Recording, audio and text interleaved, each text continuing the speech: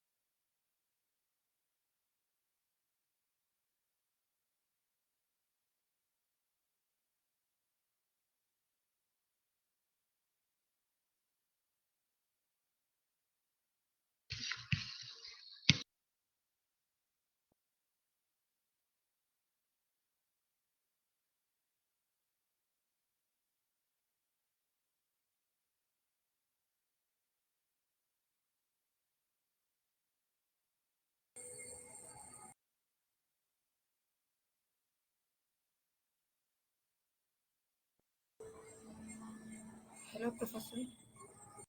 I couldn't hear you. Oh, thank you. I muted because the smoke alarm system of the house went off, and because of that, I muted myself. Thank you, Ram Yasri, for reminding. Good evening. Thank you all for the messages you posted, and hope everybody is doing well. Okay, let me start with our news reporter. Uh, who is our news reporter? Kimia, is that you?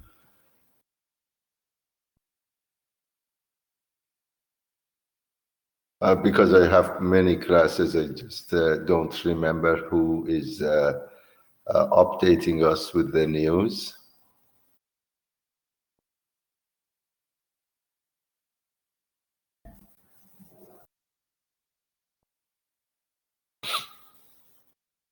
No news?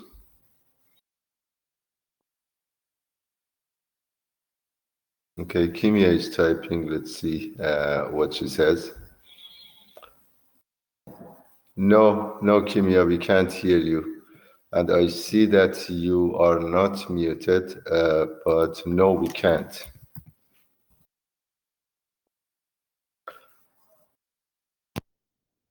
Maybe you need to refresh your page and then choose, select the green button for the audio system. Hello? Yeah, it's good now. It's good. Working. Can you hear me now? Yes, yes. Now I cannot hear you. Oh, you can't hear me. Well, everybody else can. I believe that I don't see any problem on my system. Can somebody please confirm? Excuse me, Professor. Can you hear me now? Yes, But I yes. can't hear you, unfortunately. Okay, so again, please.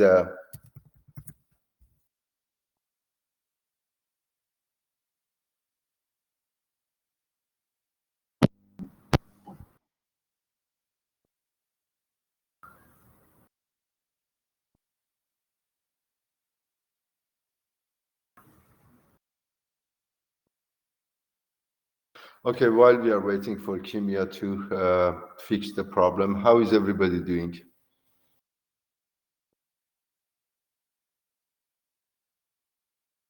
All is well? Yes, Professor. How about you? I'm very good. I'm very, very well. Thank you. Glad to hear that you're doing good. Hi, Okay. Professor. Hello, Kimia. Uh, Welcome. I can I can hear you now. Wonderful. Great. Thank you. Sorry about Go that. ahead, Kimia. No problem. Update us about any news you heard. Yes, sure. Actually, Stanley Park has been closed due to the danger of the fires. So they have closed Stanley Park, and until the further notice, it's not going to be open anytime soon, and it's going to be announced. But actually, the Stanley Park and the seawall, because there is one seawall by the Stanley Park, which is very long, and many people they go to walk, or you can also go, for example, to to just ride your bikes. So that area in Vancouver has been closed until the further notice due to the danger of the fires. And there's a heat wave nowadays in Vancouver, and we are going to experience more warm and hot weather in the next couple of days. And I believe it's because of the fires, probably. Yes, thank you for this update. But I heard Yes. that Environment Canada gave this warning about Stanley Park, and it was only closed yesterday until today. Is this news, like, is it updated news that you have that it is closed until further notice? Oh, actually, there is one website that I also have. I am also following the page on social media on Facebook and my Instagram.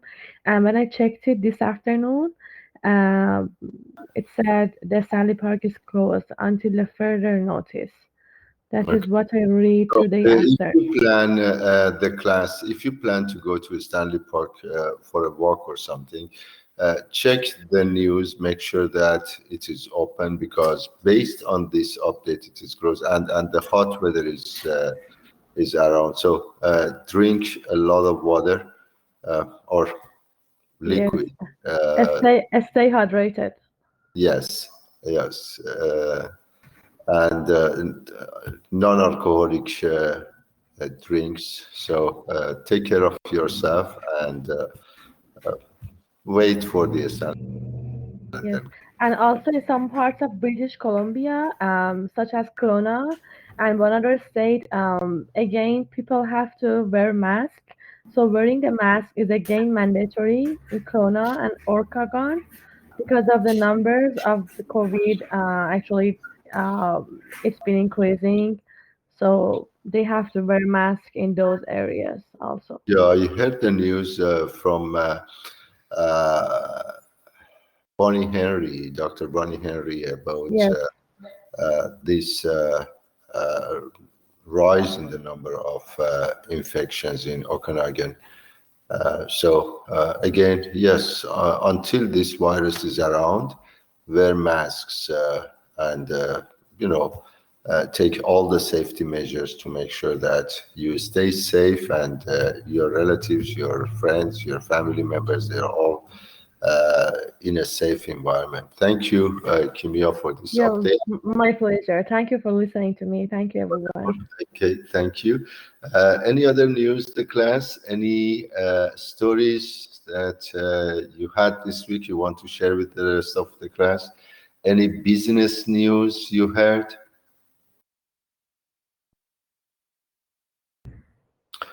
Okay, I was looking at my homework, weekly homework, and I realized that, okay, let me see if I uploaded my Teams file. I know that last week we went through this team working exercise. Did I upload the file here? Teams.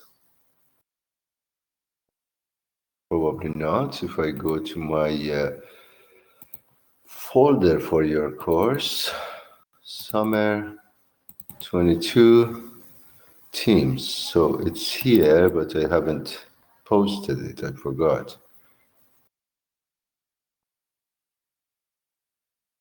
Okay. We do have information about our teams. Let me just resize this.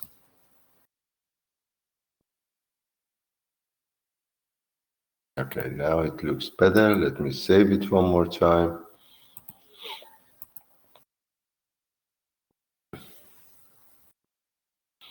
And let me upload this on the course website. We have 6 groups.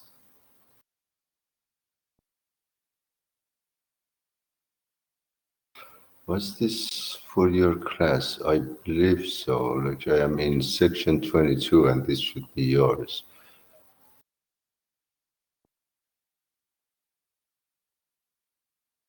Course syllabus. I usually upload this file immediately after I form the teams, but probably we were a little busy last week, so file, add teams.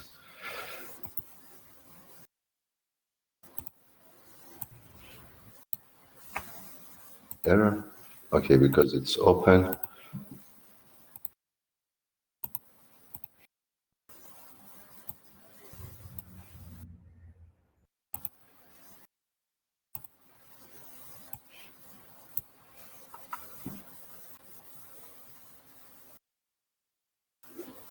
Okay.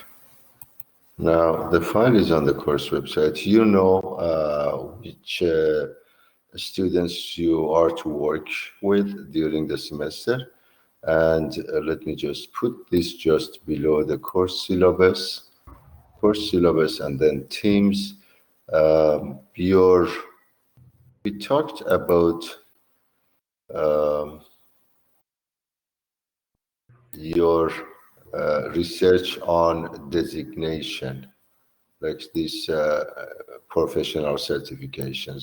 Somebody please update me on this. Did we talk about professional designations? When I covered the material for week 1, the chapter 1, I mentioned that the 6 groups were going to do a research on those designations, those professional certifications, and come to class and present their work. Oh no, sir. No, we didn't. No. But how do I have is Sorry, Professor. This is Taha with you. May I? yes, please, Taha, go ahead. Yeah, actually, we discussed that, and if I'm not wrong, this is Oh, for the next week, right? Yeah, oh, for the coming week, not for last week. Last week you were to, like during the week, you were to do some homework on modaps Yes, correct, correct, correct. yes. And this one for the this thing, this is for the next week. Yeah, for this coming week. coming Yes. week. I mean, yes, sorry. So I already mentioned that. Let me just What is close. this one that we have to do for the Yeah, coming I, week? I will talk about it. Don't worry, Kimia. I will Okay, talk about it. I just wanted to make sure that we are all on the same page. okay. Can you verify, like, this is the file for your class? Do we have this student number here, 1911267? Yes, Or any that is me. that's That is me. okay. Yes, Okay. So this is a correct file for your class that I just uploaded. yes. Um, For the coming week, I will post this question, like this homework for this coming week's homework. and you work with your team members, like team number one, the yellow group, will be doing a research on the Canadian Institute of Traffic and Transportation, CITT, and come to the class prepared. It doesn't need to have everybody in the team to prepare for presenting, only one person. So you all work together, do the research, find everything about the professional designation, then come to class and talk to us about your findings. Tell us what the professional how many members they have. Is it good to have that specific designation or not? Does it add any value to the members, to the people who have that certification? Any type of information that helps us to understand the certificate better, that would be very helpful. So your work for next week would be this one. So every team member to work with the members in her team or in his team and do the research, but only one student will present in class next week. Okay. Yes. Excuse me, Professor. Yeah, Sujata this side. Can you hear me?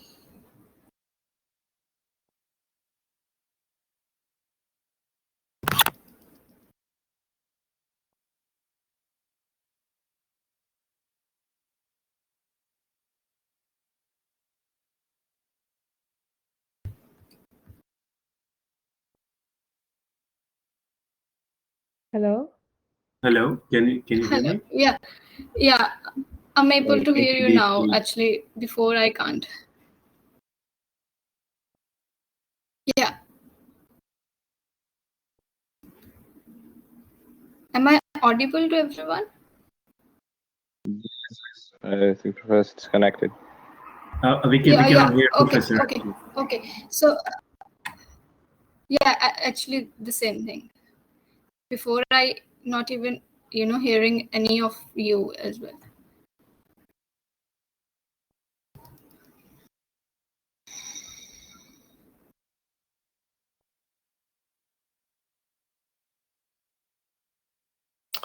Okay, I got disconnected for a second. Now I'm back to the room. Sujata, you were saying something.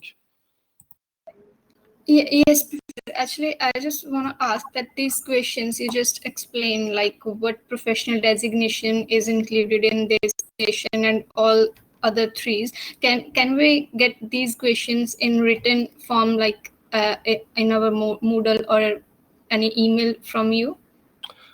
You don't need to send me a report on this. You just need to prepare some a presentation, a PowerPoint presentation file, and then so that may be or over these questions, the limit of the information that can be apart far from these or for questions that you mentioned, right? Well, it should be related to the professional designation that you are responsible to do research.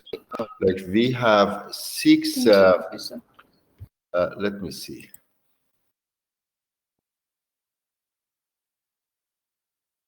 We have 6 groups. For each group, I assigned one of these professional certifications.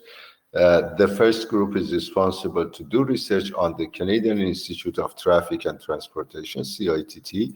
The second group on the Project Management Institute, and continue to the end. Okay. And I also have a piece of good news to share with the rest of the class. And that is from the university, from the quantitative studies at the university. I got an email from our chair, Dr. Larry Earnhardt, giving us information and asking us to share this information with the students. And let me see if I go down here. Project Management Improvement Team has started doing some work on the project management course. There is a new course coming to be offered that is called Advanced Project Management.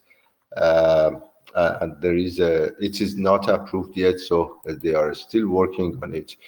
But what is happening is that the university is trying to go into a type of partnership with the PMI, the Project Management Institute, so that our students will benefit from this partnership in getting the certificate and becoming a PMP, a project management professional. So that eases the process for students to go after that designation if students are interested in that, which I believe is a very, very good thing to do. That is a wonderful work that the university is doing.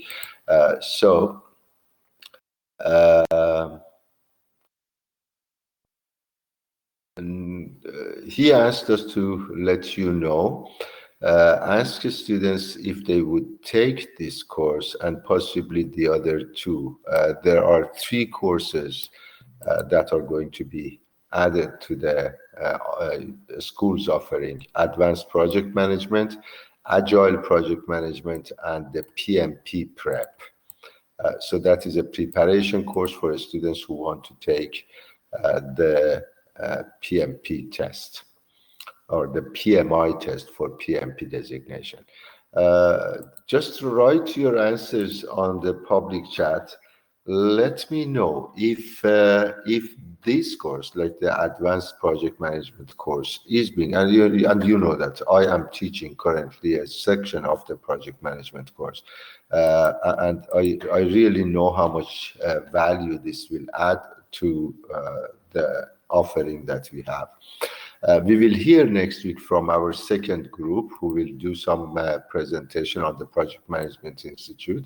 I'm certain that they will come up with some good information about us and this program, the PMI program, the Advanced Project Management offering. If this course is being offered, how many of you are willing to register and take the course? Is there any additional fee, sir? Any additional? Fee, like you have to pay additional fee, right, to register? I think so, yes. Okay. And it's at this point, it is not a mandatory course. It is an elective course, but it adds a lot of value to your MBA, the knowledge that you get. So Joe writes that he will take it. Everybody, just those of you who think that you will take this course if it is offered, just let me know so that I can pass this information to my manager, to my boss, and that helps the university in the decision making.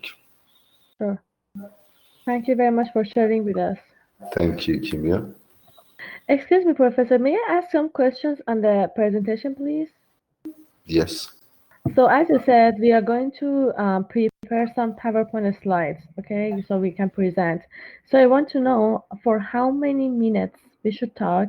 Well, only 5 minutes. I think I 5 spoke minutes. about it last week. Only 5 minutes. The highlight of the most important part of the designation. And is there any minimum numbers for the slides that we have to make? Like in 5 minutes, how many slides do you think you can cover? Usually, yes, usually every slide needs about 2 minutes if you want to explain in details. So if you have slides, that would be good. Okay. Thank you very much. But it's up to you. You can manage 5 slides and be fast in talking and giving us the information. That is up to the groups. Considering it's part of the MBA, then it would be great. And yes, Taha says that he would take it. So I had only 2 students so far.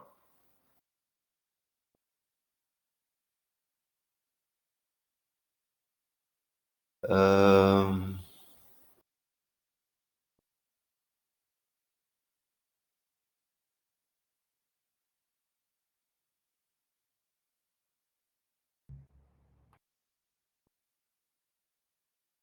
and part of the email that Dr. Earnhardt is writing to us is that the university has to pay for it, to PMI for this this partnership. So it's a type of licensing agreement.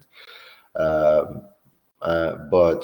it, as I mentioned, it adds a lot of value to your MBA degree.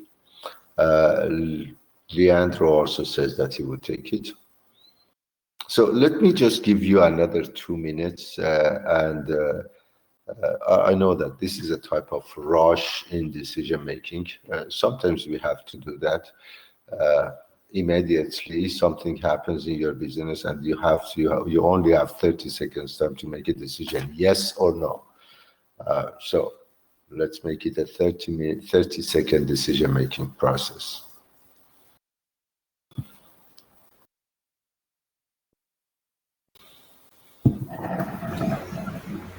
Even if you say yes now, then later you see that it's impossible for you, then you can just change your mind. As I said, it's not mandatory. It adds a lot to your program, but it's up to you. Yes, she will take it. Yes, there was a student who wanted to talk. I'm sorry that I stopped. Yes, Professor, I have a question that is it an additional course or will it replace existing course? It doesn't say anything. I think this is an additional course. Is going to be probably an elective course, or maybe the school makes a decision later about this. If we find that we have good number of students willing to take the course, then the university, the school will make a decision on that to make it part of the program, like any other courses that you take in your program. So it will be something probably later. It will be something that you take the project management course, the one that we are offering right now. After you finish that, you get the advanced project management.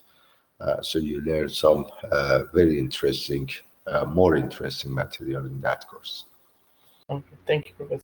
Okay, thanks.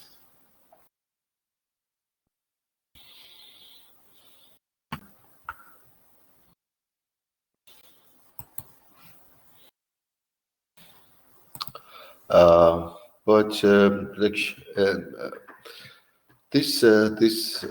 I'm just trying to get much information that is possible for the university to help them in their decision making.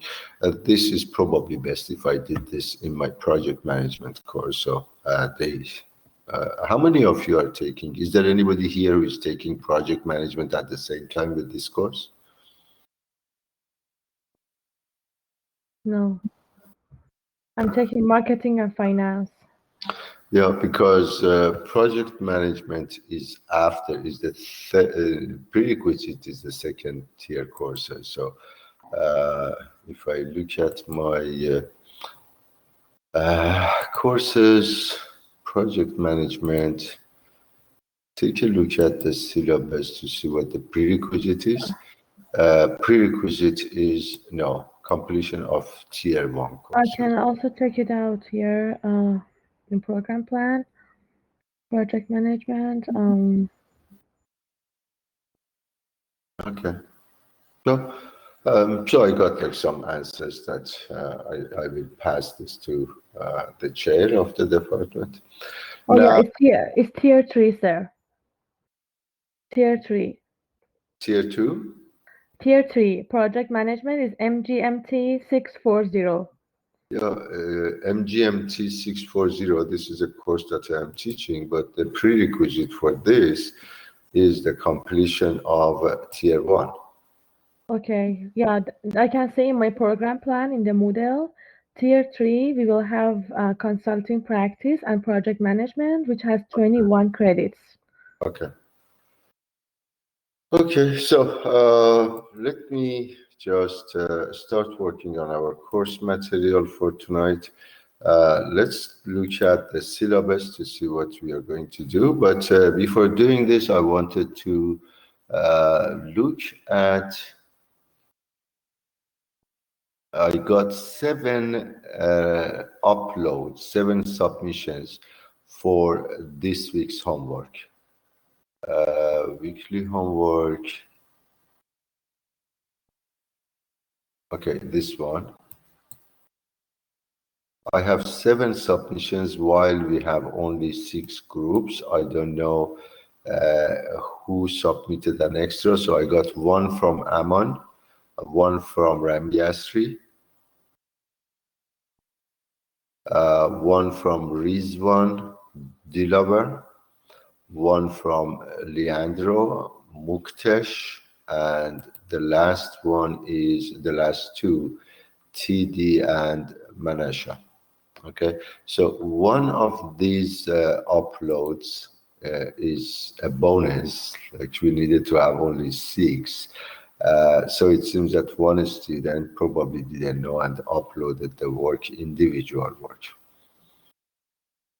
I will review them this week. And let me ask you, did you have any difficulties in assigning the time for that task, for the homework? And groups, if you can tell me how much time did you assign for that task? Good. Like team number 1, the yellow group, 3.87 seconds,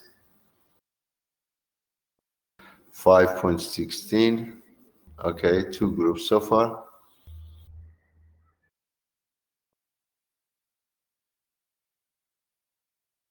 The other 4,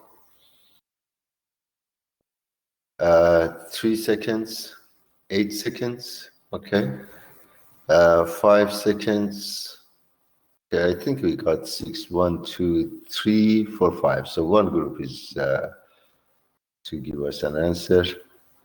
1, 2, 3, 4, 5. Who is the last group? Okay, the highest number that we have, 8.6 seconds. That is okay, but we will talk about this next week. I need to review your work to see what you did. Like the codes, the first task is to move, like this worker like me is sitting on a chair, and then there is a desk in front of me. Then I have to move a bolt and then a washer and then a nut and then put them together and then screw the knot 3 rounds into the bolt, or bolt 3 rounds into the knot. It all depends. I can't say whether 8.64 is high in terms of the time assignment or 3 seconds is low. It all depends on how you design the job. Like if the boxes are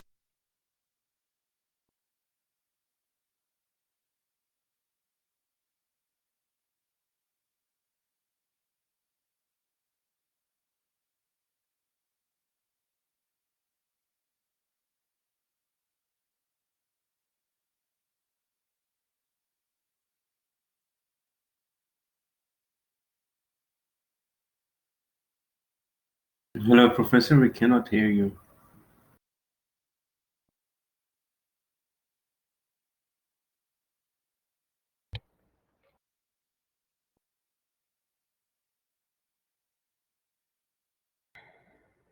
don't know what is happening tonight with my Wi-Fi system. This is the second time that I got disconnected. I have to check to see what's going on.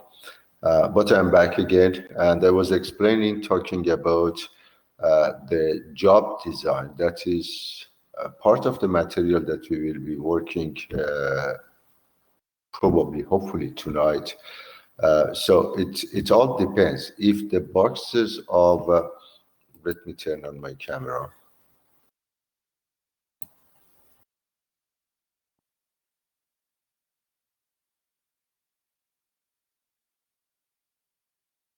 Okay, now again I'm back. If the boxes of these pieces are close to me, I have to move my fingers, not my arm, to reach to the boxes and grasp one bolt and knot. But if the boxes are far away from me, then I have to stretch my arm. So in that case, in the second case, an M3 is probably a good code, but M3 requires more time compared to M1. Okay, Rizwan is giving us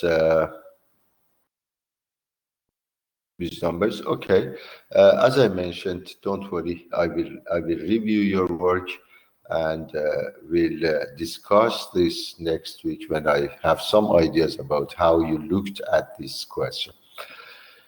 Okay, so let me start with chapter 2. Sorry, Professor. Before we start with the chapter, I just have one thing. Can I share? Sure. Yes, please. This is regarding the project, actually, the group thingy. The thing is that we were just 3 of us, but in terms of the Excel sheet, we are 4. So we have one missing. Which group, Taha, are you with? It's number 6. Group number 6, the pink group. 1, 2, 3, 4. Yeah, but actually, when we worked together, we were just 3 You of us. were 3 students, and did you put the names of those 3 in the file? Yes, of course. Yes, Okay. indeed. We did. So I will look at that. Okay. And I want to know if the 4th student is. We still have like 4 students missing tonight. I have 27 students in my course, and 23 are present. So 4 students are absent. I don't know, probably one of them or is somebody who, I don't know. The students in Iran, I hear that they have difficulties with the internet connection because of some political issues going on right now in the country. So could be them. I don't know. Is there a way to identify who specific person is that, so that I can contact them? Yes, I can do that. Like during this week, when I look at your assignment, I will see the name of the students who were with you, like the 3 students in the pink group. Then I will find out who the 4th student is. Then I will try to reach that student if I see any possibility, or look to see if that student missed any of our previous classes. Perfect. Thank you. I can do that, and I will do that during the week. Sure. Thank you. Okay, so let me start with the next chapter. We covered chapter 1. Now let's work on chapter 2. In chapter 2, we talk about competitiveness, strategy, and productivity. Before I do this, let me resize my pages. Let me turn off my webcam, and this way I can see your messages and you see my page. I want to make sure that, because my internet got disconnected twice tonight, I just want to make sure that if this happens again, I can see it on my screen. So, and please, if you realize that I'm disconnected, just know that it looks that there is a problem with my Wi-Fi system tonight.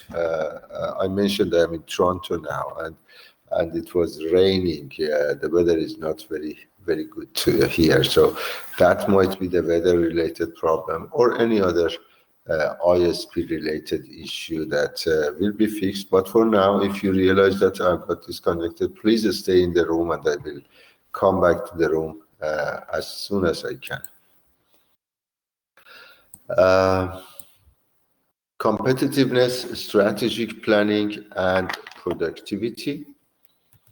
The learning objectives of this chapter. We will discuss the primary ways that companies compete. Probably you all know this. What are the ways that companies compete?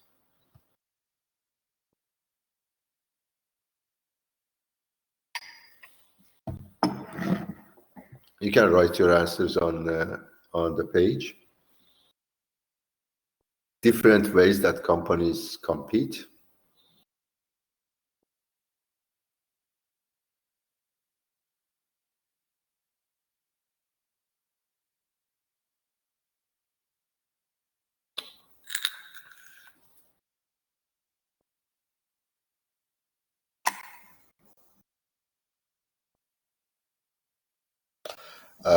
Through advertising.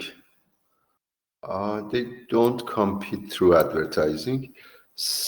Price is a way of competing, yes. Ranges, so you're talking about variety.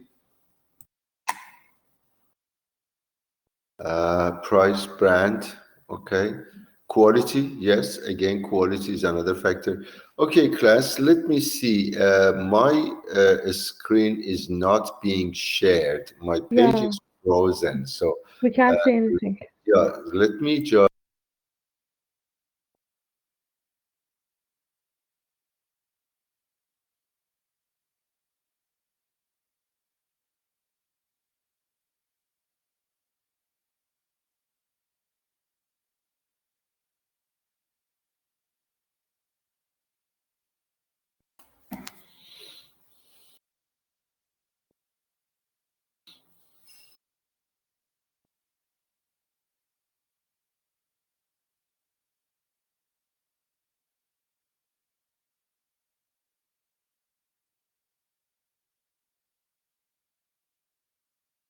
Okay, it shows that it is trying to share my screen with you, but it's just turning and turning.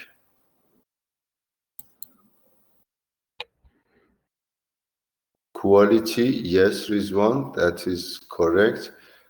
Quality, price, flexibility, or the variety of the product. So it seems that, hold on, it seems that my page is not being shared. Let me log out and come back in again.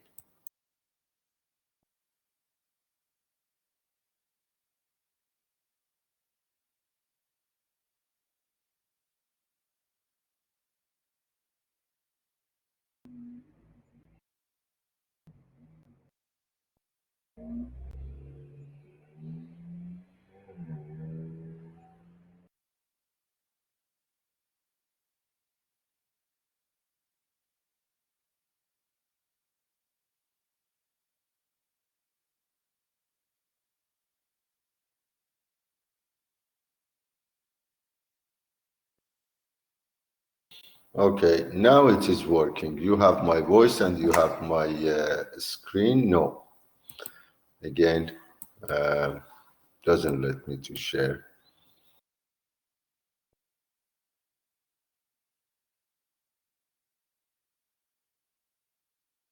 Okay, I am sharing now. Let me see if you can see my PowerPoint slides.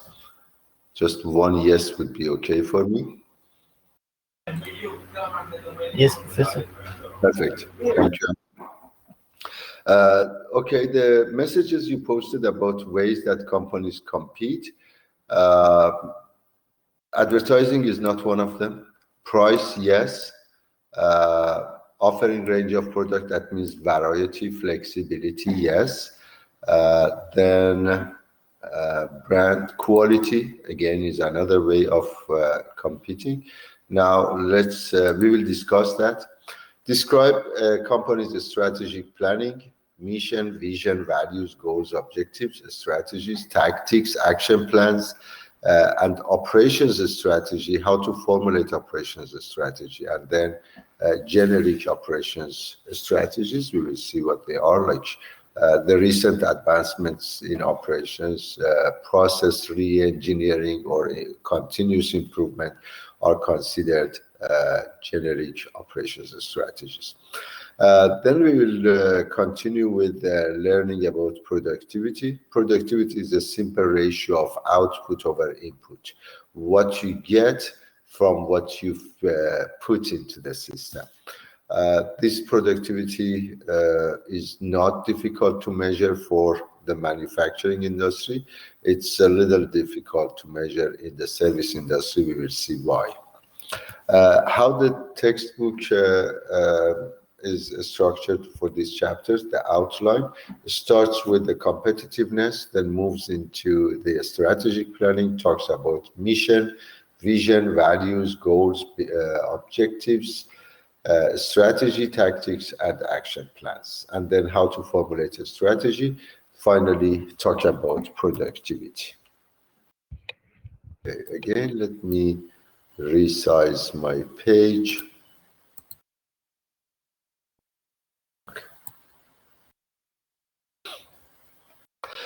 This is the definition that we have for competitiveness: the ability and performance of an organization compared to other companies that offer the same product or service. How an organization is doing the work compared to other organizations. These are different ways that companies compete: price, quality, variety, and timeliness.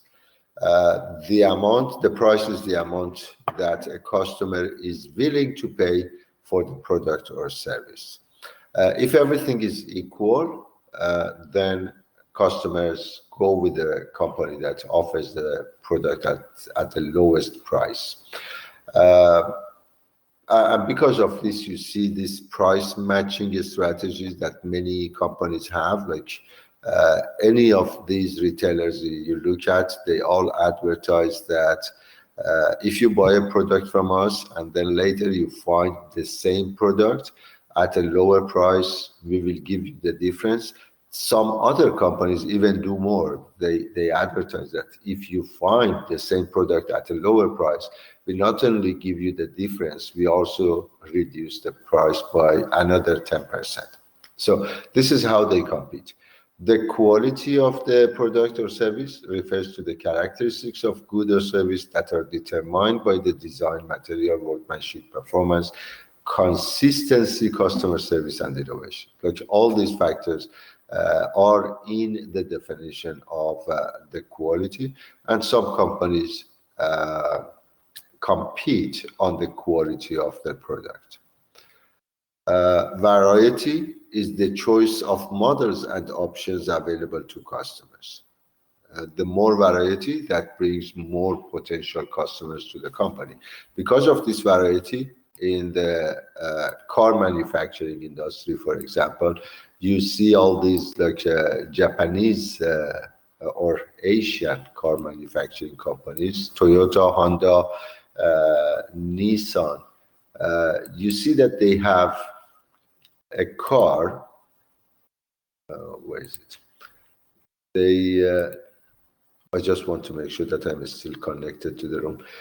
They produce a car like Honda produces Honda Civic and Honda Accord for us, but they also have a higher class car, Acura. Okay, for people who have been with Honda, happy with Honda, but want to have a better car than Honda Civic or Honda Accord. Toyota has the same. Like they have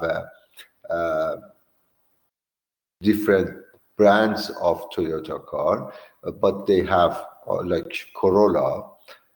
They also have Lexus, which is a higher class car than the other brands that they have. Nissan also does the same. They have Nissan Altima, Nissan Maxima, or Nissan Sentra. They recently introduced Qashqai or some other brands. But in addition to those, they have a high-class car, Infiniti. So why do they do this? Try to access a wider range of potential customers to be able to sell more. And timeliness is another criterion that many companies compete. That is the availability of goods and services when they are needed by the customer. And on this part, you see that Amazon was very successful over the past year or so after pandemic started. Amazon benefited a lot from this pandemic. It was probably one of the companies that doubled their revenue after the pandemic, because many of us just stayed at home and ordered everything online.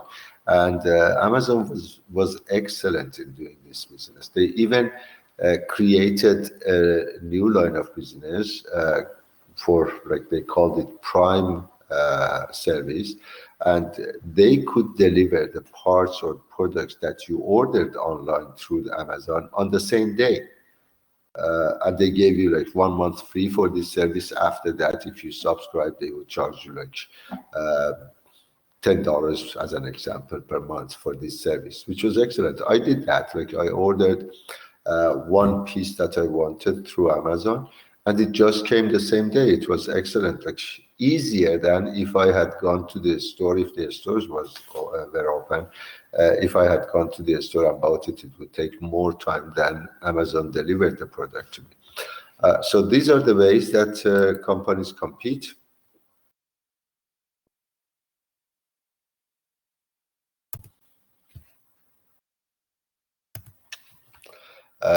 Two terms to learn: order qualifiers and order winners. The order qualifiers are for the products that have the minimum standards that are acceptable to customers. Customers will or may consider them to buy, but order winners are those products that have high quality, like completely acceptable to the customers, and customers pay for them, they buy them.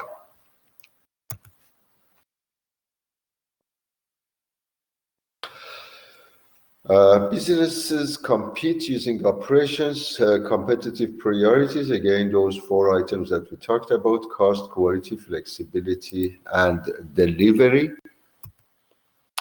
Here gives you some companies that compete using these strategies, like competitive priorities.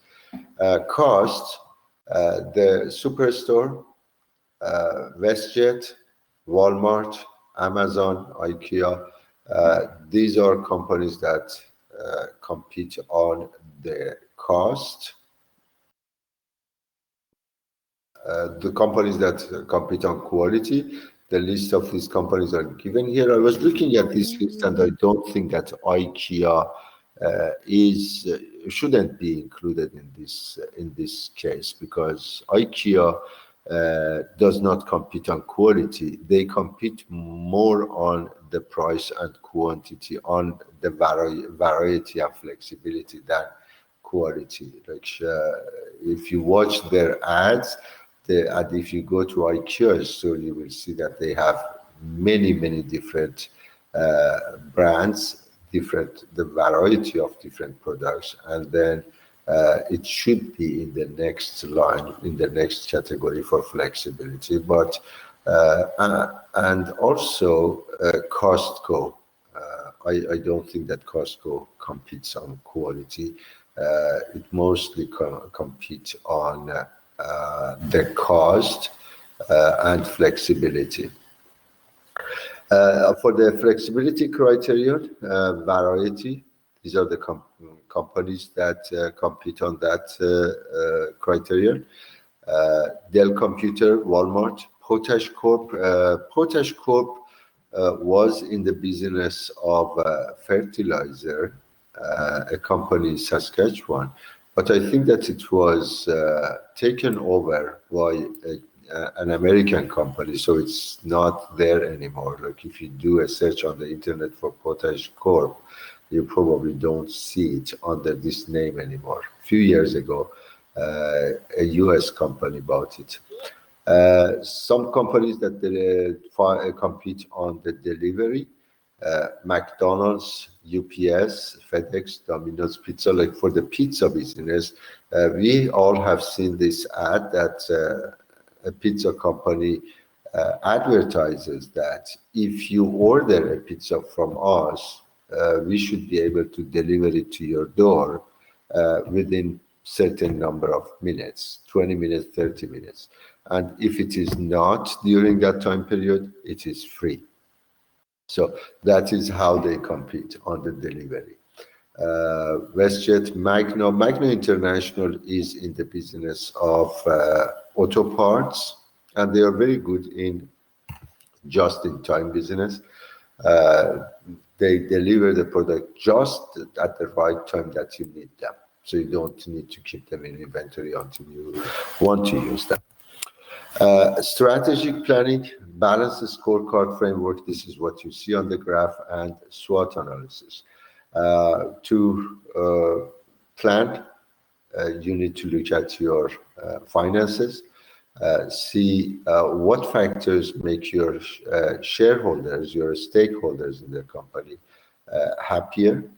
You need to have, let me just zoom in a little bit, set objectives for the financials, set some measures to measure the finances, put some targets, and initiate some plans, tactics to achieve the strategy that you have. For internal business processes, for customers, for learning and growth, you need to look at everything.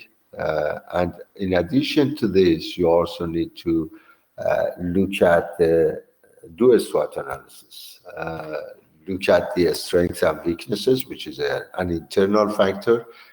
Strengths and weaknesses. You look to see what areas of the business your company is strong, what are the weaknesses that you have, and you also need to look at external environment, see what opportunities are available and what the threats are there that you need to fight with. Mission, vision, values. We talked about mission and vision last week, didn't we? I think we did.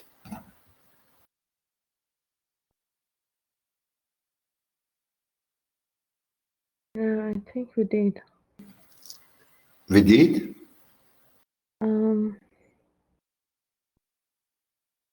You don't remember? Okay, doesn't matter. Let's do it again, even if you did it last week. What is a mission?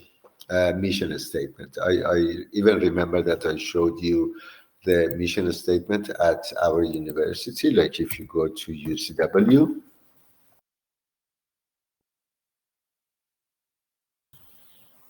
and search for mission. Oh, and sir, another news is UCW, they had a 2021 convocation a few days ago. Oh, that is new. It's 2021 convocation. Yes. Yeah, they had many graduates from MBA and also undergraduates. That is wonderful. Another thing that I talked about in our department meeting with my colleagues, all the profs who are in this department, was that it would be nice if we could know what our students do even during the program or after the program. So we can have some ideas that Chimia is taking this program, is applying for a job and getting the job. Last semester, I taught this course. I think I mentioned this in one of my classes. It was either in this class or another section of this course that I am teaching. Last semester, I had two of my students who took operations management with me. They went through these like job interviews. They applied for the position of operations manager in different companies. And after they graduated, I heard like during the process, I gave them some advice. I worked with them to make sure that they are on the right path for their interview and getting the job, and they got the job. So I consider this a success for our program, for our courses. And therefore, please, if you see that first, I am available. If you need some advice, please let me know. In getting a job, in doing the interview, in being your reference in applying for a job. So that would be my pleasure to do that. But when you got the job, I want to hear from you. So let me know if you got a job in the operations management field, and that would be great to share it with my colleagues and with the university and all other students that this is how we do. Yes, for sure. Thank you very much. Okay, I was looking at the mission statement at our university. Here is what we have. Let's look at it together. The mission statement. UCW is an innovative business and technology-oriented, teaching-focused institution in Canada, offering applied undergraduate and graduate degrees for domestic and international students. The university is a dynamic and growing institution defined by its close connection to the business community and a commitment to outstanding student services. Okay, so this is who we are. This is what we do. That is the mission. This is what we say in the mission statement for a company. We tell the people outside who we are and what we do. This is what you see in this statement. That is the mission statement. Then you have here where the organization is going now, products and markets, who we are, what we do. The vision statement, we say what we want to be, okay? In this statement for the university, we say who we are, but what we want to be, here are our goals. This is the vision that we have. To exemplify a contemporary Canadian university, to be relevant, accessible, and innovative. This is what we want to be. To offer career-focused courses to transform students into leaders or leadership-ready graduates. That is the vision statement, that where we want to be or who we want to be. The values are shared beliefs of the organization stakeholders. Goals and objectives provide detail and scope of the mission on where we want to go, where we want to be. Vision is the long-term plan, yes. Strategies are plans that determine the direction for achieving our goals and objectives. We formulate a strategy to be able to achieve the goals, and we take the actions and formulate tactics to be able to move towards the strategies that we have. Here is the hierarchy of the strategic planning. Starting from mission statement and vision statement, we set our goals. Based on the goals and vision and mission, we formulate a strategy for the organization, for the entire university, and then we set functional strategies. Last week, I talked about three main functions in the organization that are finance, marketing, and operations. The strategies that each of these functions formulate should be completely in line with the strategy that the organization formulates. And then after you have the strategy for each one of these functions, you take actions, you set policies and tactics to be able to move towards the strategy that you have. And now here I have one example. Let's look at this example to see if what we see on the page is correct, or if you want to make some changes to this.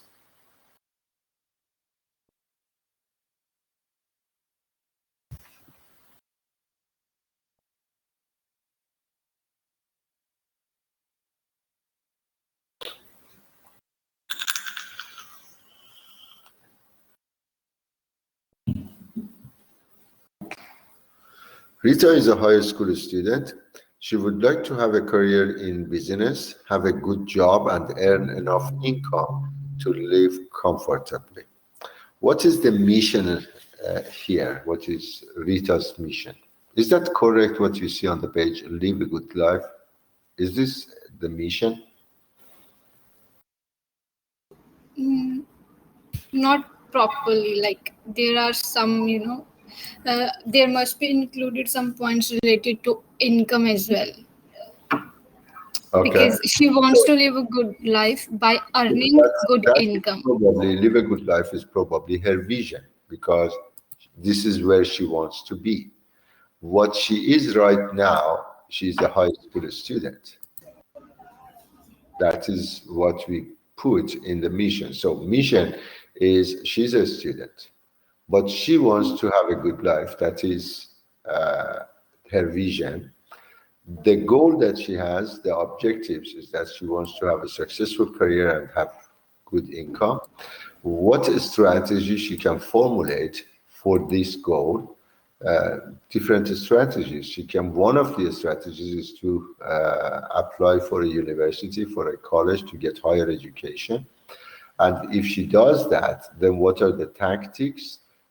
Then she can select one of those universities and go for a major like MBA. And then what action plans she can take?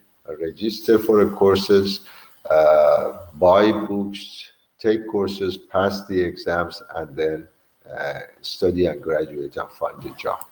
Okay. Operations strategy, as I mentioned, that should be completely in line with the organization strategy. That is a set of coordinated policies, objectives, action plans directly affecting the operations function. And that is to be consistent with the organization strategy, support competitive priorities, and aimed at securing the long-term sustainable advantage over the competition. So if the organization's strategy is to provide high-quality products or service, then operations strategy should fit in that strategy and should do everything that is necessary for the company to be able to provide high-quality product or service. Here are the strategic decisions that the operations should formulate. They need to decide about the facility, the type of facility, and the quantity, the size that they need to have. They need to make a decision about the capacity, what their current capacity is. Is the demand increasing for their product or service? Should they expand the capacity, increase the capacity? Vertical integration and sourcing, what is your understanding of this vertical integration? What do you know?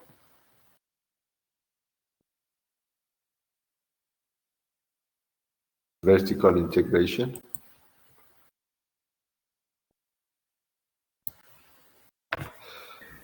Remember, I believe 2 weeks ago, I mentioned that I don't want to be the only person who talks in this room. I want your participation. I want your engagement. I want your opinion. Many of you, when you introduced yourself, you said that you had experiences in this field, worked in different jobs related to operations. So share that, the experiences that you have with the rest of the class. And answer the questions, please. So, what is your understanding of vertical integration? What do we mean by that? Yeah, Professor, may I? Sure, please go ahead. Yeah. So, according to my understanding, vertical integration or sourcing here, like things like outsourcing of employees or hiring any machinery on or land building on lease to enhance our internal capacity of the business. So these, without actually buying those sources for production, because I think that would be cost effective and also benefiting the company in production. Thank you, Sujata. Let me now hear from another student. I think some students are typing, but you don't need to type. You can just talk to us if it's easier to do it. Vertical integration, let's consider a company that is in the business of, last week I showed you one slide about canned vegetable. Okay. If you go to a store, you probably see many of those canned vegetables like canned tomatoes, canned beans, and all these. You can also see some canned fish like canned tuna. Uh, if a company is in this business, they can have their company here, and then if they want the raw material, which is fish, or if it's canned vegetable, tomato, they have to get close to the sea, or get close to the farmers who produce tomato, and then buy the raw material, bring to the company, and then change it to a final product, which is canned tomato or canned fish or whatever they want. So here they are paying extra cost to deliver the raw material to the company. Vertical integration means that you take this company, put it close to the source, so that you don't spend too much time for shipping. And you go into a type of partnership with the suppliers, supply of fish or supply of tomato or any type of raw material that you need. You go into a type of partnership and vertically integrate your processes with their processes. Mhm. Then both of you benefit from this integration. Both of you improve the bottom line, increase profit, and continue doing. And that is type of supplier relationship or partnership that you see in the business today. There are different ways of relationship with suppliers. One type of relationship is called an arm's length type of relationship. So you call the supplier anytime that you need the product, ask them to send you like 1,000 units of the product that you need, and they do that, you pay them, and that's the business done. This is called an arm's length type of relationship. There is another possibility, and that is through a partnership. You go into a long-term relationship with your suppliers. You give access to your system, your information system, to the supplier. The supplier gives you access to their information system, so you completely know when they have the products, and they completely know when you need the product. You don't even need to call them if you need the product. They can just log into your system, or they can get a notification every time that your inventory for that product that you get from this specific supplier goes below a certain number. Then they immediately deliver more product to your company. This is how Walmart is managing its business. Like if you go to Walmart, they usually have a bakery department in the store. So they bake bread in their store. But in addition to what they do, they have type of partnership with many other companies like Dempster's, and Dempster's has access to the items in the shelf at Walmart. Immediately when they see that their product at Walmart goes below a certain number, let's assume that a pack of bread, if it goes below 50 units available in the shelf, they immediately deliver another batch of, let's assume, 100. So in this supplier customer type of relationship, they have access to their ERP system, enterprise resource planning system, and they can see what's going on. And of course, you don't give access to everything that is going on. Like you don't give access to the finances to your suppliers. You only give access to that part of the system that belongs to that specific, or you do business with that specific supplier. So, Yes. oh no, so sorry, sir. I didn't mean to interrupt you. I was thinking No, no, maybe go so. ahead. No, Go ahead. no, please go ahead. I will talk after you. Yeah, please. Sorry about that. Are you sure that you don't Yes, forget? yes, If yes, yes. it's I won't related forget. to the topic that I Yes, was yes, speaking yes. about, go ahead, don't worry. No, please. I didn't want to interrupt you, sir. I'm extremely sorry. That's fine. Product mix and new products. Here we talk about the number of different items, different products that a company produces. Consider Kellogg, for example. Kellogg, if you do a search on the internet, they used to produce more than 100 different types of products, like consumer health related type of products or food related products. Then when the new CEO came to Kellogg, he did a complete review of each product, put them or categorized them into different parts, and then looked at each one to see how the company is doing related to that product. And after this review, he realized that there are certain products that the company is only offering, is not making money on them, or making a very small amount of money. But there are certain products that are the core business of Kellogg. So what he did, he tried to stop the items that didn't do well for the company, and they spent a little more investments on the products that the company was doing well. And that created a very good result for the company. So look at the product mix, what products you should offer, and whether it is necessary for you to bring new products to the market. Production process and technology, types and technology.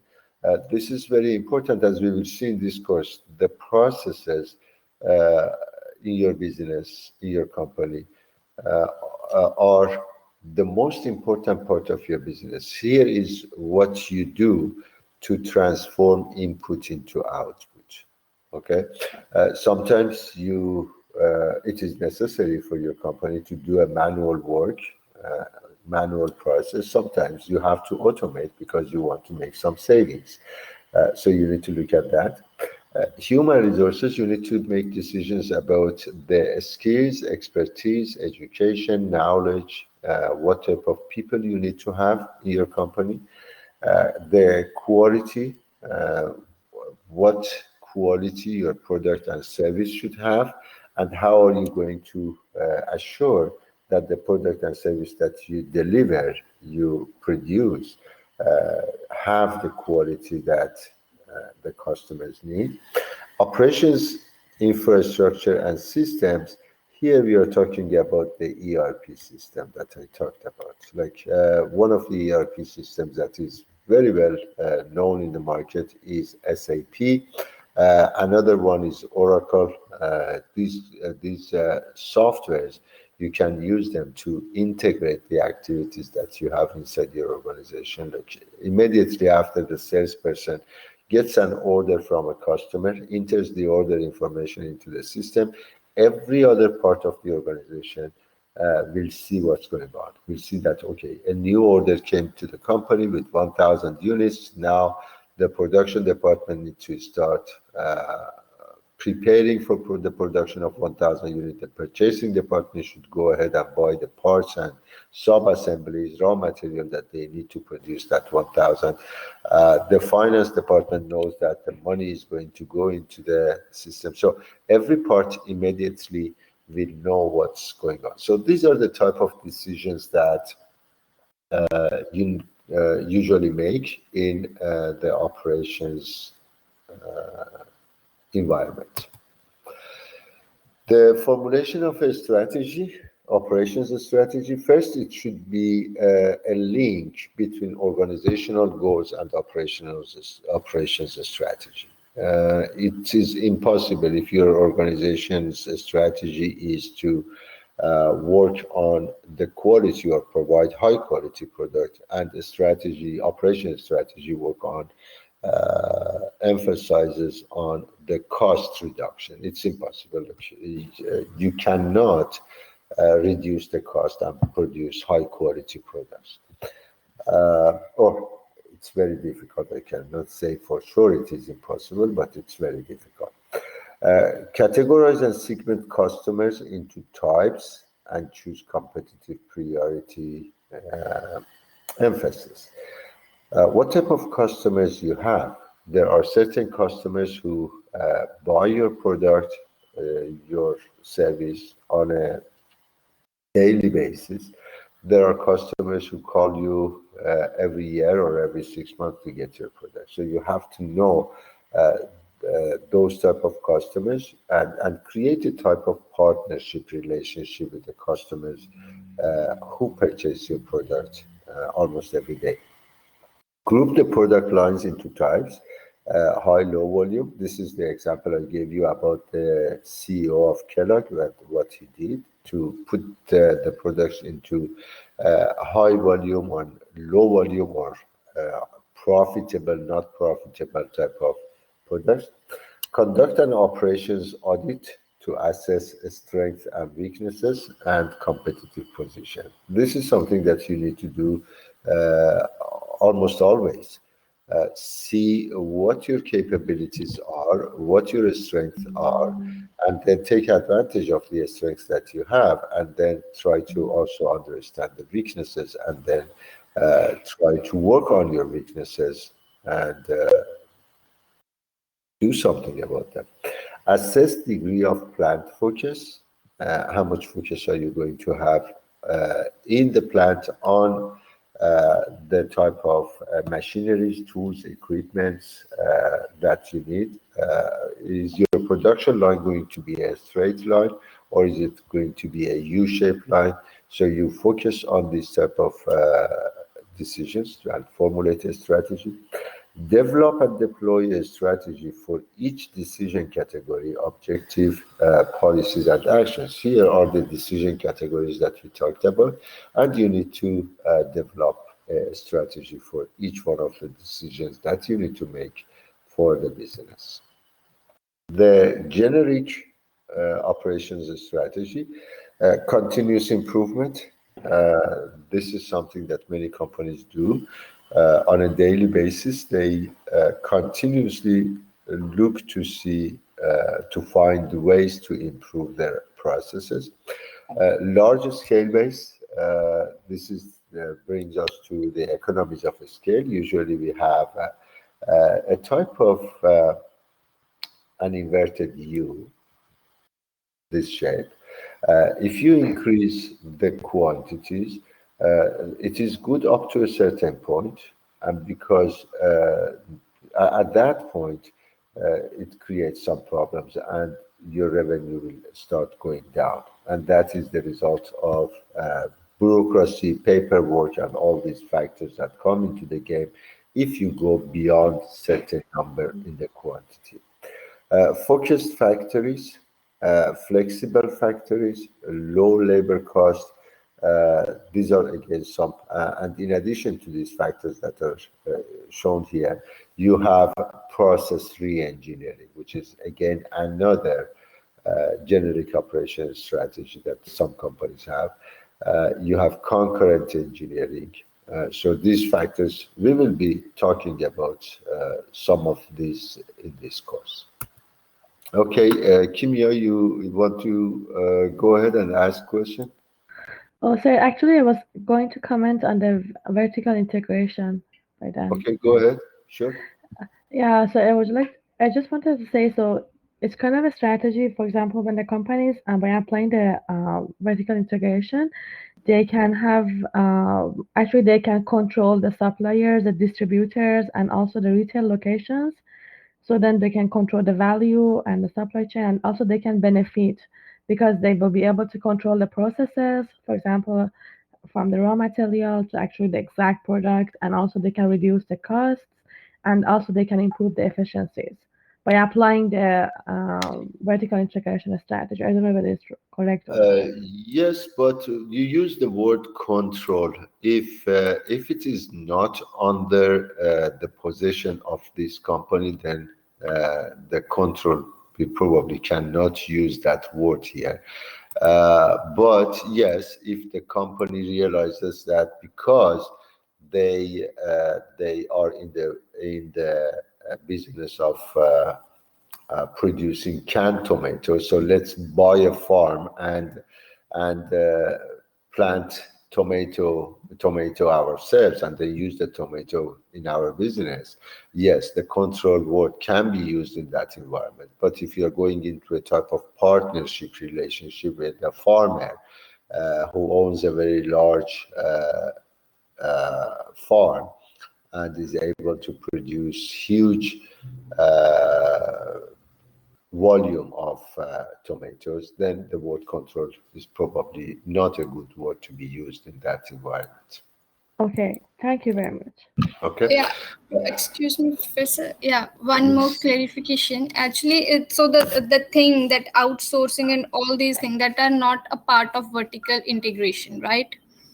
Outsourcing is not vertical integration. You do outsourcing if you do not have enough capacity in your plant.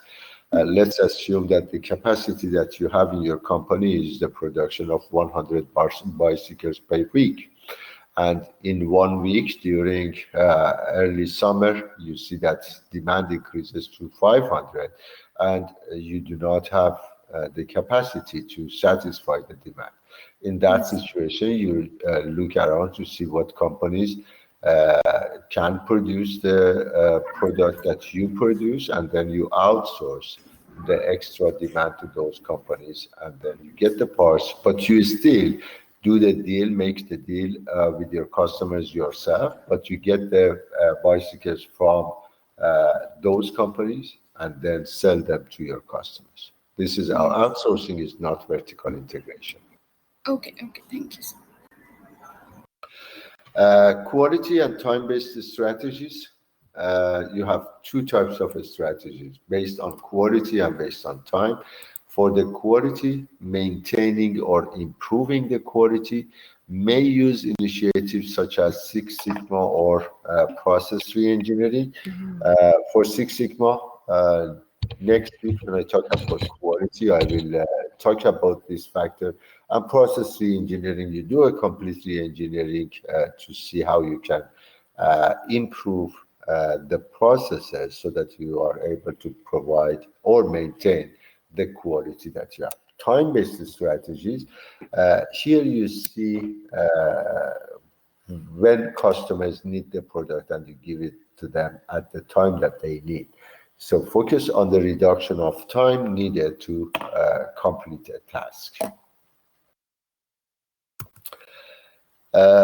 Productivity, how are we doing? It is 8:27. Do you want to take a break or can I continue until we finish with this file? I probably need about 15 minutes to finish it.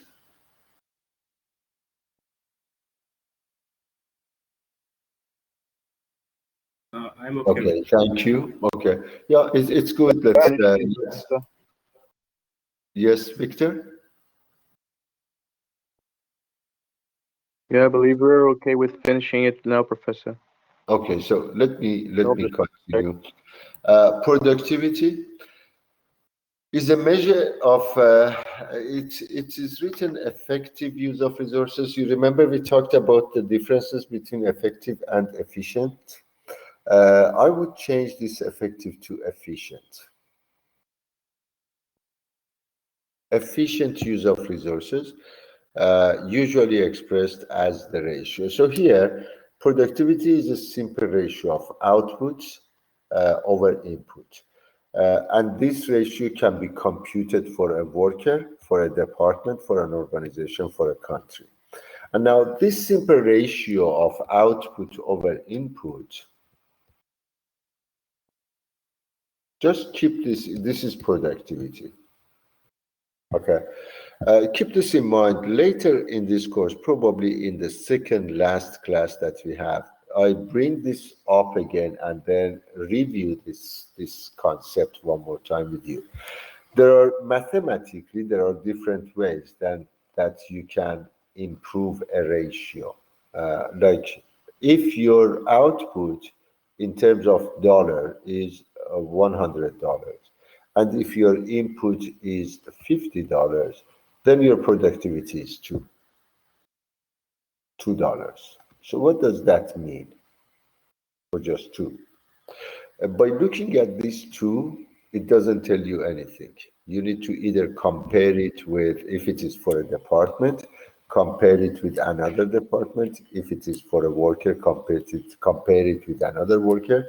If it is for an organization, compare your productivity with another organization, or compare the productivity with the previous period's productivity, like the productivity you got this month compared to the productivity that you had last month. Okay, then you will have some ideas whether you are improving productivity or not improving. But even if you just look at one period productivity, two, you know that you can increase the productivity by increasing the output and keeping input at the same level. Okay, this ratio of 100/50 can be increased if you are able to change output from 100 to 110/50, then you will get 2.2. So that is an increase. Well, how can you increase the output without changing the input? Okay, another way that you can increase the productivity is to keep the output at the same level but reduce input. So that means that you have 100/40. You are reducing input at the same level of output. That gives you a productivity of 2. And now, what are the techniques in this course that you can learn to do this? Keep the output at the same level but reduce the input. Okay? Then there is another way that you can improve this ratio. Increase the output at a higher rate than an increase of the input. Let's assume that you increase the output by 10%, but increase the input by 5%. So in that case, you will get 110/45. Okay, how can this course, an operations management course, help you to do this change in the productivity? So keep this in mind as we continue with the course. Every time that you learn a new concept in the course, think back again about this ratio. See whether you can use that concept, the knowledge that you get in concept, to make some changes to improve the productivity that you have. So that we will come back to this in the second class of the course. The productivity growth, as I mentioned, that you need to look, if you want to see how you are doing, compare your productivity for this period with the previous period, subtract these two periods productivity and divide it by the previous period's productivity. Let's assume that this the productivity for this period is 2. The productivity for the previous period was 1. Then you divide it by 1, that gives you 100% increase in the productivity. Kimia, noise is coming from your computer. If you don't mind, I'm going to mute you, but unmute yourself if you want to talk. You have partial productivity, you have multi-factor productivity, and you also have total productivity. For partial, the denominator is only one factor. It could be labor, it could be machine, it could be capital, or it could be energy. For labor-intensive type of industries, the companies that use a lot of labor to do their work, they usually go with this one because that is important. They want to know how much output they get per each hour of work, or per each day of work, or per each week of work. The output over machine, output over capital, and output over energy. It could be a multi-factor measure, so you have multi-factors in the denominator, labor and machineries, or labor and capital and energy, or it could be a total productivity that you have all the input in the denominator and output in the numerator. Labor productivity, you look at the units of output per labor hour. This could be labor hour, this could be per shift, or value added per labor hour. That gives you the labor productivity. Machine productivity, that is the units of output per every hour that machine works. Capital productivity, the units that you produce over dollar of input. Energy productivity, here again for companies that use huge amount of energy in their operations. Units of output per kilowatt hour of energy used. Like how much energy did you use to produce X number of outputs? And now your turn, like the answer is given here, but see how we got these two in this example.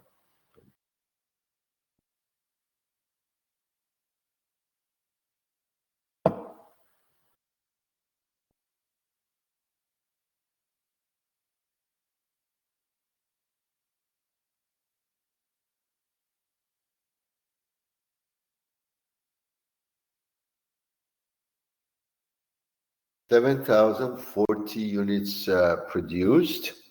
So this is your output. And you entered these inputs into the system. Cost of labor is 1,000. Cost of material is 520. And cost of overhead is 2,000. This is a multi-factor productivity. So you put output in the numerator and the input 1,000 plus 520 plus 2,000 in the denominator, then calculate the result. That gives you a productivity of 2 units per dollar input.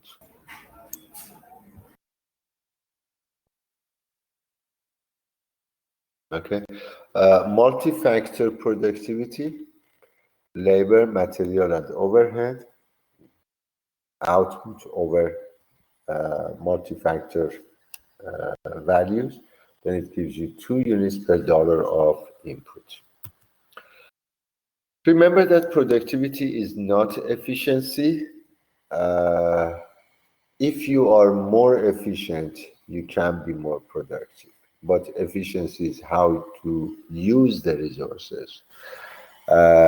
We use productivity to track performance over time, to determine areas for improvement, and to compare competitiveness. If you compare the productivity in your company with the productivity of another company, then you can know how competitive you are compared to that company. Measures of productivity in service, it is very difficult because the service is intangible.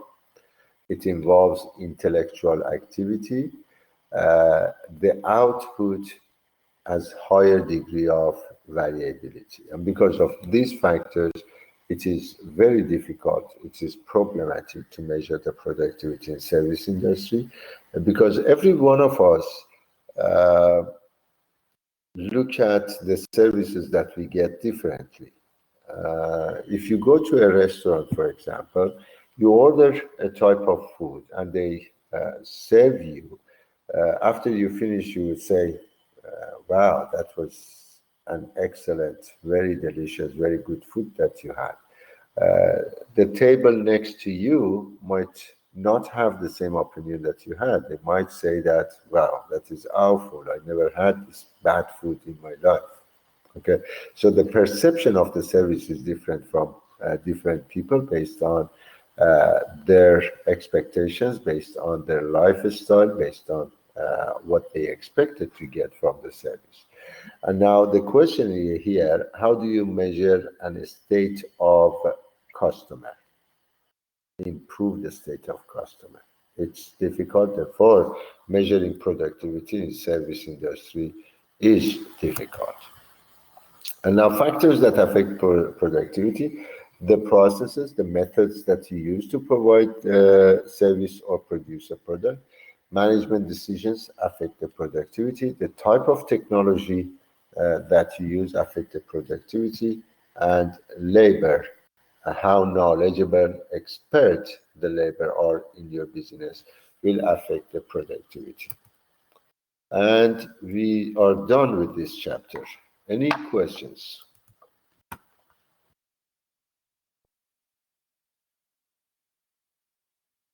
Questions?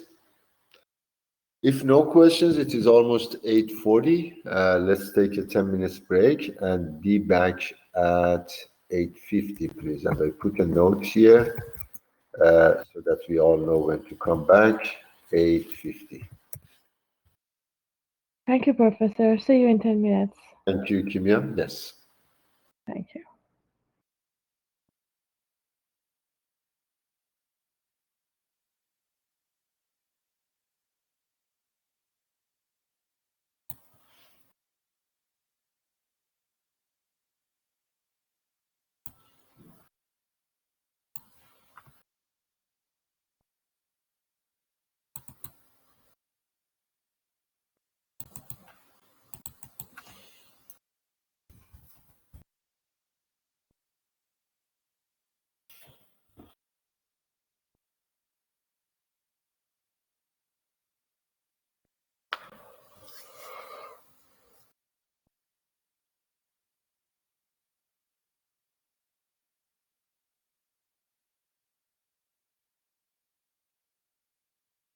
Okay, everyone, it is 8:50 and I'm back at my computer. Are you ready? Yes, Professor. Yes, Professor. Thank you. Thank you. Wonderful. Yes, Professor. So let's continue with another chapter, work job design. But before I go with that, open that chapter, let me let you know that chapter 9 and 10 are on the course website. We will be covering these two chapters on quality. So read them before coming to the class next week so that we can have time to finish them. Chapter 7.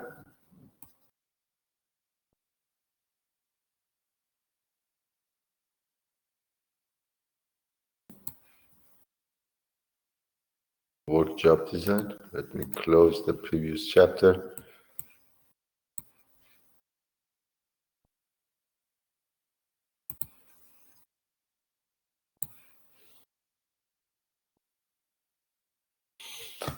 The learning objectives for this chapter, we will define work job design.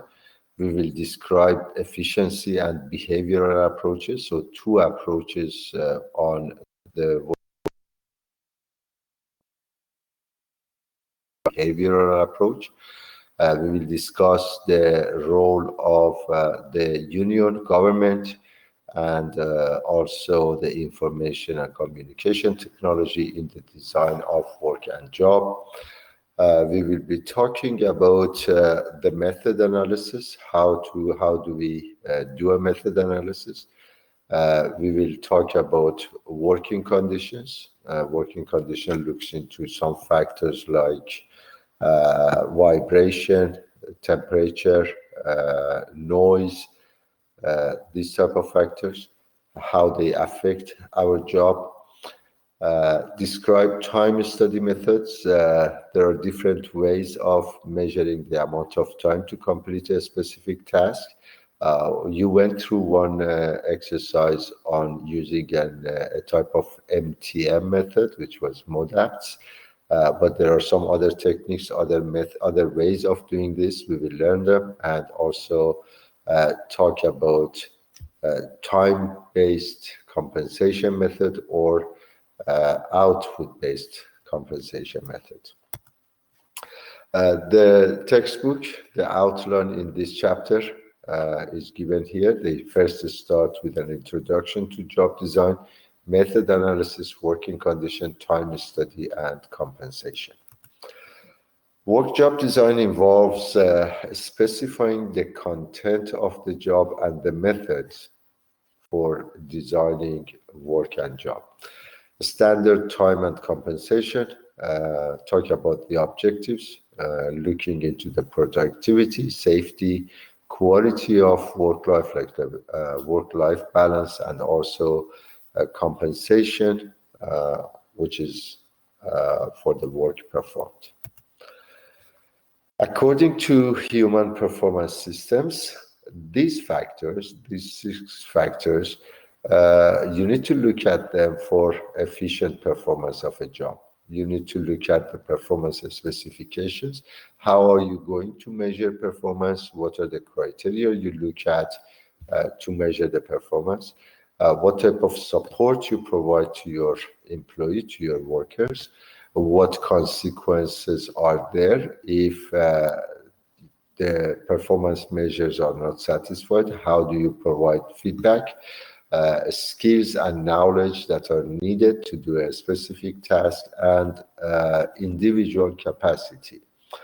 For individual capacity, like there are, every person is capable of doing a specific thing. As if you compare women with men, you see that in many industries, when the detailed tasks are needed, they mostly use women, because women are very good in doing jobs that require the detailed part of the job to be completed. Men are not like that, and that is, when I look at my personal experience in my house, that is a part of disagreement that I usually have with my wife on doing the housework. Like if there is something that needs to be done, I will do it, but I'm type of doer. I finish the work, and then when I finish it, or while I am doing it, my wife comes and looks at the details of the work, saying that, okay, here is not good, here is not good, here is not good. Okay, if you look at the electronics industry, for example, the companies that produce TVs or computers, they mostly hire women because women are very good at doing those type of jobs. But if you look at the construction industry, you see that more men are working in that industry. So that gives us a little information about the individual capacity of when you design job and work. You need to look at that part. Efficiency approach and behavioral approach for the job design.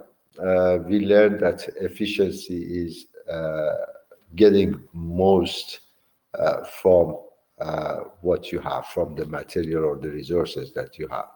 The efficiency approach is a refinement of the scientific management that was introduced by Taylor in early 20th century. Systematic and logical approach in the work and job design, and the idea is to reduce the labor cost. In the behavioral approach that was introduced in mid-20th century, it emphasizes on the satisfaction of the needs and wants, reminds managers of the complexity of the human beings. Each person has certain needs, each person has certain knowledge, each person has certain expertise, skill, lifestyle. Therefore, that behavioral approach should be considered if you are designing work and job. One of the things that we do in the manufacturing industry specifically, and also in service industry, is to specialize, to standardize type of the work that we do. Like if you look at the finance department, for example, the accountants all get together to do the accounting work. In the production department, the people do certain type of tasks to produce the part or product. What are the advantages of this specialization? What are the disadvantages? The advantage for the company is that it simplifies training. If you have a group of people who are experts in one specific field, you can provide them with training to do their job better. It increases the productivity and reduces the wage cost. But for the worker, the advantages, they don't need to be highly educated and to have high skills. they have minimum responsibilities, or in some cases, no responsibilities except for the type of job that they are asked to do. And there is little mental effort needed. They just need to do some physical work to finish their task. The disadvantages of a specialization for the company, it is very difficult to motivate quality. Motivation is a factor that is really difficult and depends on the people. And because you are dealing with many people, motivating all of them is a very tricky thing. Some people get motivated by some money. Some people get motivated only by just hearing a thank you from their boss.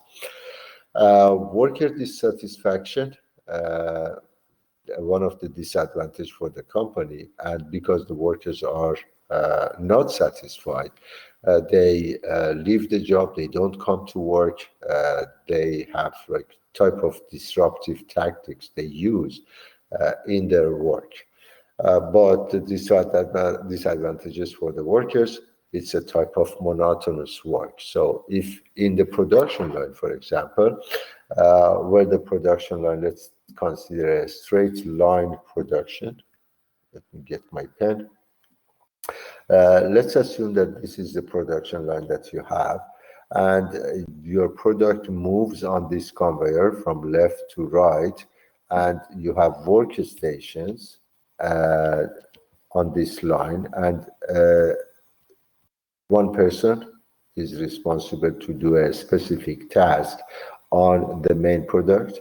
And then when the task is done, the product moves to the next station and another worker does the next task until at the end of the line, the final part of the final product will leave the production line. So for each worker, it's a monotonous work. So they only, the workers in the workstations are responsible for their own work.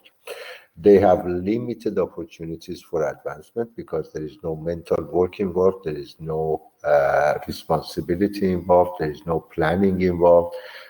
Therefore, they don't make any advancements in the job. Little control over work. They do what they are asked to do. Okay, in a car manufacturing company, for example, the worker in this station, for example, is responsible to put the windshield on the body of the car. That is all he or she does. Little opportunity for self-fulfillment. And what do we do to get rid of these problems? I will talk about them in another slide.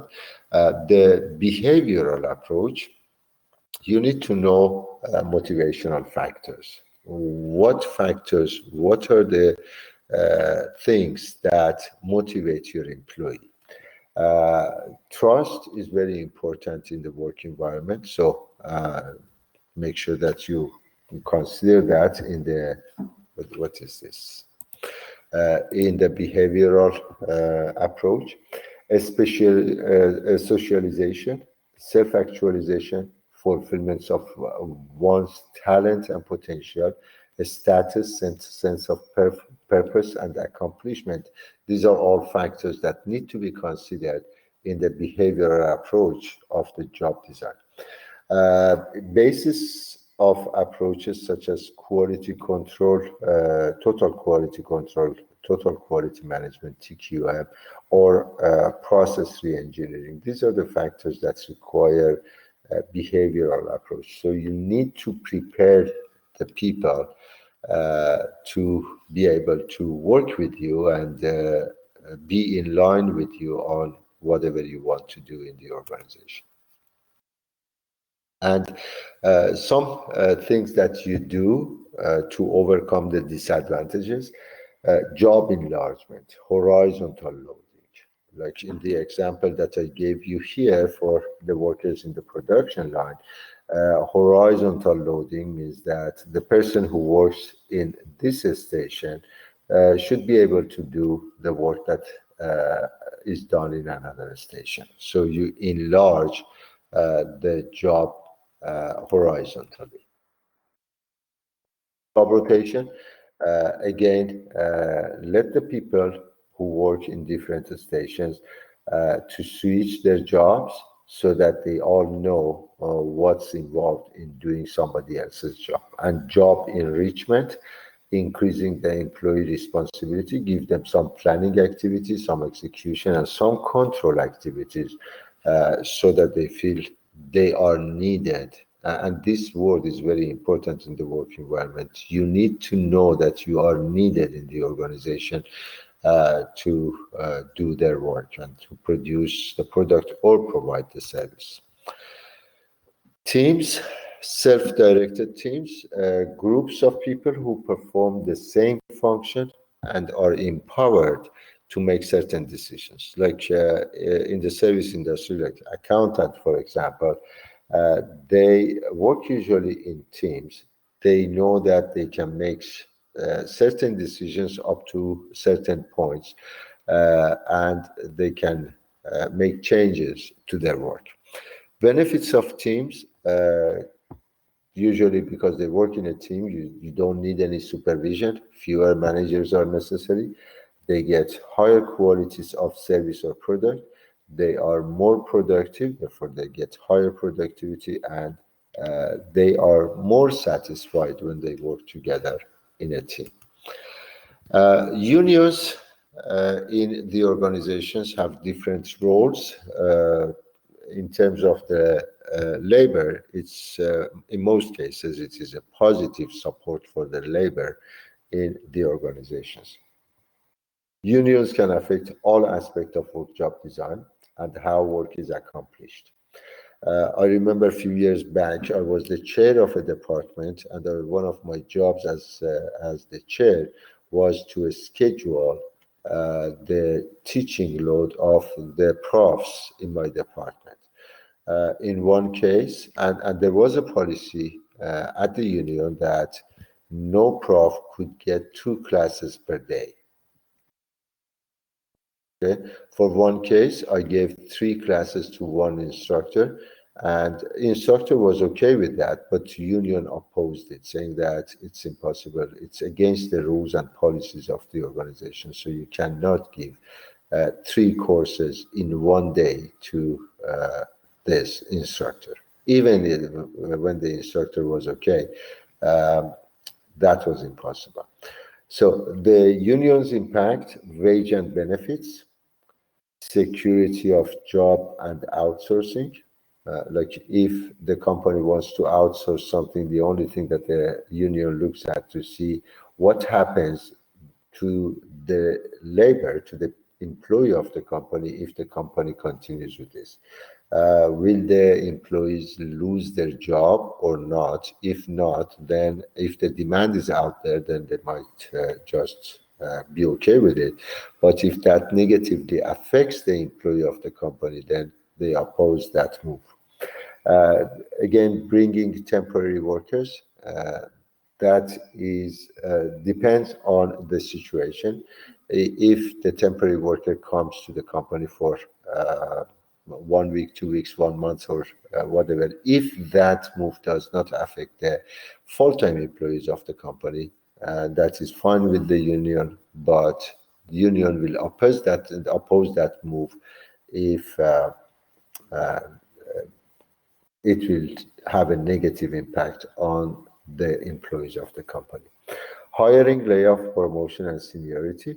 Oh God, I have a lot to talk about here in this case, layoffs. If you talk to the CEOs, the presidents of the company, CEO stands for Chief Executive Officer, the people who are responsible for the organization in total.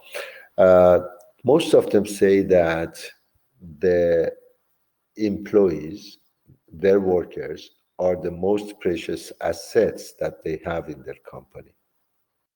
Okay, but when it comes to hard times for the organization, when the market is not doing well and the company is not doing well, the first thing that this CEO does is to get rid of the most precious asset that they have. So they lay off, they fire the employees or part of the employees that they have. But they don't Probably that is the fastest way to reduce the cost. But there are some other ways, like improving the processes, making some changes in the methods and in the jobs that they have. That might give them the same result, but it takes a little longer. So that is something that you see many organizations do immediately when they face some financial difficulties. Safety standards and working conditions, unions are involved in this. They want to make sure that the work that you do is safe for everybody in the organization, and the working conditions are good. Like working conditions, if you are a computer programmer and the company gives you a desk, a computer, and a chair to do your work, those items should be designed ergonomically so that you don't get back pain when you sit on the chair or you look at the computer for I don't know, 8-10 hours every day. So if there is any problem with that, the union will look into this. And as an employee, you have the right to request the right equipment, the right tools to be able to do your job well. Work rules, job classifications, and also scheduling. For the scheduling, I already gave you an example, but these are factors that the unions in organizations look into, and they raise their voice immediately when they find some irregularities. Information and communication technologies, the internet, the wireless network, the smartphones, and the software applications that use those technologies. I have a very good true story to share about the rights which an employee has when working with the union. Go ahead, Kimia, share it with us, please. Thank you very much. As I told you at the first session, I work at Save On Foods at the customer service, and we have the union called UFCW 1518. So one of my colleagues, actually, after 3 years of working at the customer service, she was fired like 3 months ago, and it was actually very unfair. They fired her in less than 5 minutes, and it was actually very unfair. The reason that they fired her, but she got back the job in less than 2 months, and only it was the union who helped her to get back the job. So they fired her. What was the reason for firing her? Said the reason was actually even we couldn't believe it. So actually one day she called sick, and she didn't show up for the work, but she did call the supervisor and let them know that she's sick and she can't make it to the work. So the first portion of the day she was staying at home, but at the evening time she went outside with the mom, and then she took one picture of the alley, like beautiful trees, and she posted on a Snapchat. And unfortunately, she had two of our supervisors on a Snapchat. And the next day, the supervisors went to the store manager, and they printed out the picture in the big size and showed it to our store manager, saying that Olivia, she made a sick call, but she went outside. She didn't show up at work when we really needed her. She went outside and she was having fun. And this is the picture. So the store manager called her to the room and saying, "Sorry, it's been terminated. We can't work with you anymore." And then she showed the Olivia the picture, the store manager, and say, "Okay, so you make a sick call, and then you go outside and you have fun with your mom and your friends. So sorry, it's terminated, and we can't work with you anymore." So she was fired. And Okay, 2 months after later. yeah, and 2 months later, and actually they had, and then as soon as she went home the next day, she contacted the union because like we have lawyers. I mean, Servant Food and the union, like we all have lawyers. For example, if there's any situation, any bad situation going on, the union can always fight for us. So she contacted the lawyer at the union, and she did not pay anything, but she hired a lawyer, but she didn't pay because actually we signed some agreements. For example, when I was employed, when I was actually hired by Seven Food. So they conducted a few meetings by our store manager, And the first 1 2 meetings, nothing good happened because actually she is a very good friend of mine now at Seven Food, so I'm always in touch with her. So at the beginning, nothing happened, but then after 2 3 meetings, the union could convince the store manager that you just can't fire somebody after 3 years of working, and she was actually doing very good. She never made a sick call before. She was never warned, but none of the supervisors nor the store manager. So the union helped her to get back the job, and nothing has been changed. Like the salary is still the same, the benefits she's getting is still the same. So and then she's back to work now. It's been more than a month. She's back, and it was only the union was fighting for her rights. And they told our store manager that you just can't fire somebody who has been working for you for 3 years. It's not that easy. At least you could have warned her, okay, next time when you make a sick call, make sure that, because like you have some commitment to the company, so you just can't make a sick call and go outside. So you should actually do your job, or otherwise, actually, like the union said, you should have warned her. You just can't fire somebody after 3 years. It's not easy. So now she has a job, and after like less than 2 months, she came back, and it's been a month now that she is working with us again. What about the lost wages over that 2 months? Did the company pay for that? This is something that I wanted to ask her actually, because even I was wondering, I wanted to know because this situation can happen to anyone. So I really wanted to ask her that what about those 2 months? So I will definitely ask her in the next couple of days when I go to work, and I will definitely share it in the next class because I really wanted to know. This question has been on my mind too. That what happened to those 2 months that she lost the job. So I will definitely ask her out, and I will definitely share in the next class on Saturday, next Saturday. Thanks, Kimia, for sharing. Now let me get the Thank opinion you. of class about this story. What is your understanding of this story, class? What do you think? What is the lesson learned here? Hi, Professor. This is Leandro. Yes. I understand there is also like an understandable side on the company side, but I still think that it's unethical to access somebody's private networks, even though it's social networks, and use that for just the person at work. Well, one lesson learned here is that never become a friend on a social network. A supervisor. Never get connected with Exactly. a supervisor on social networks. But yes, this is what the unions do and are responsible to do.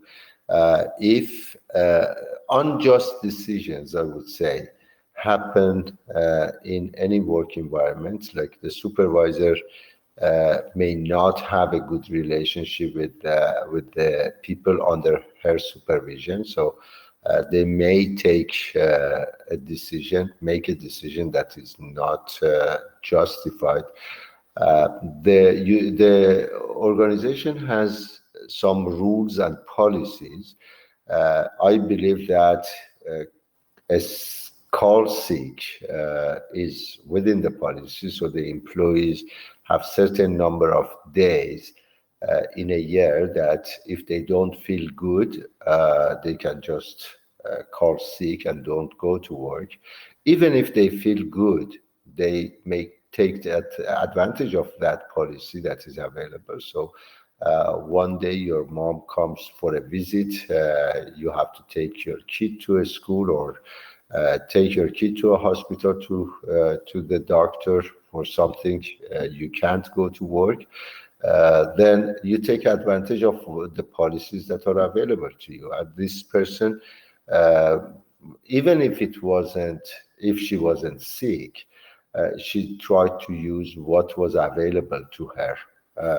And the company, I believe, that was not fair, or the supervisor was not making a fair decision on that part, trying to different methods for managing things and supervising employees.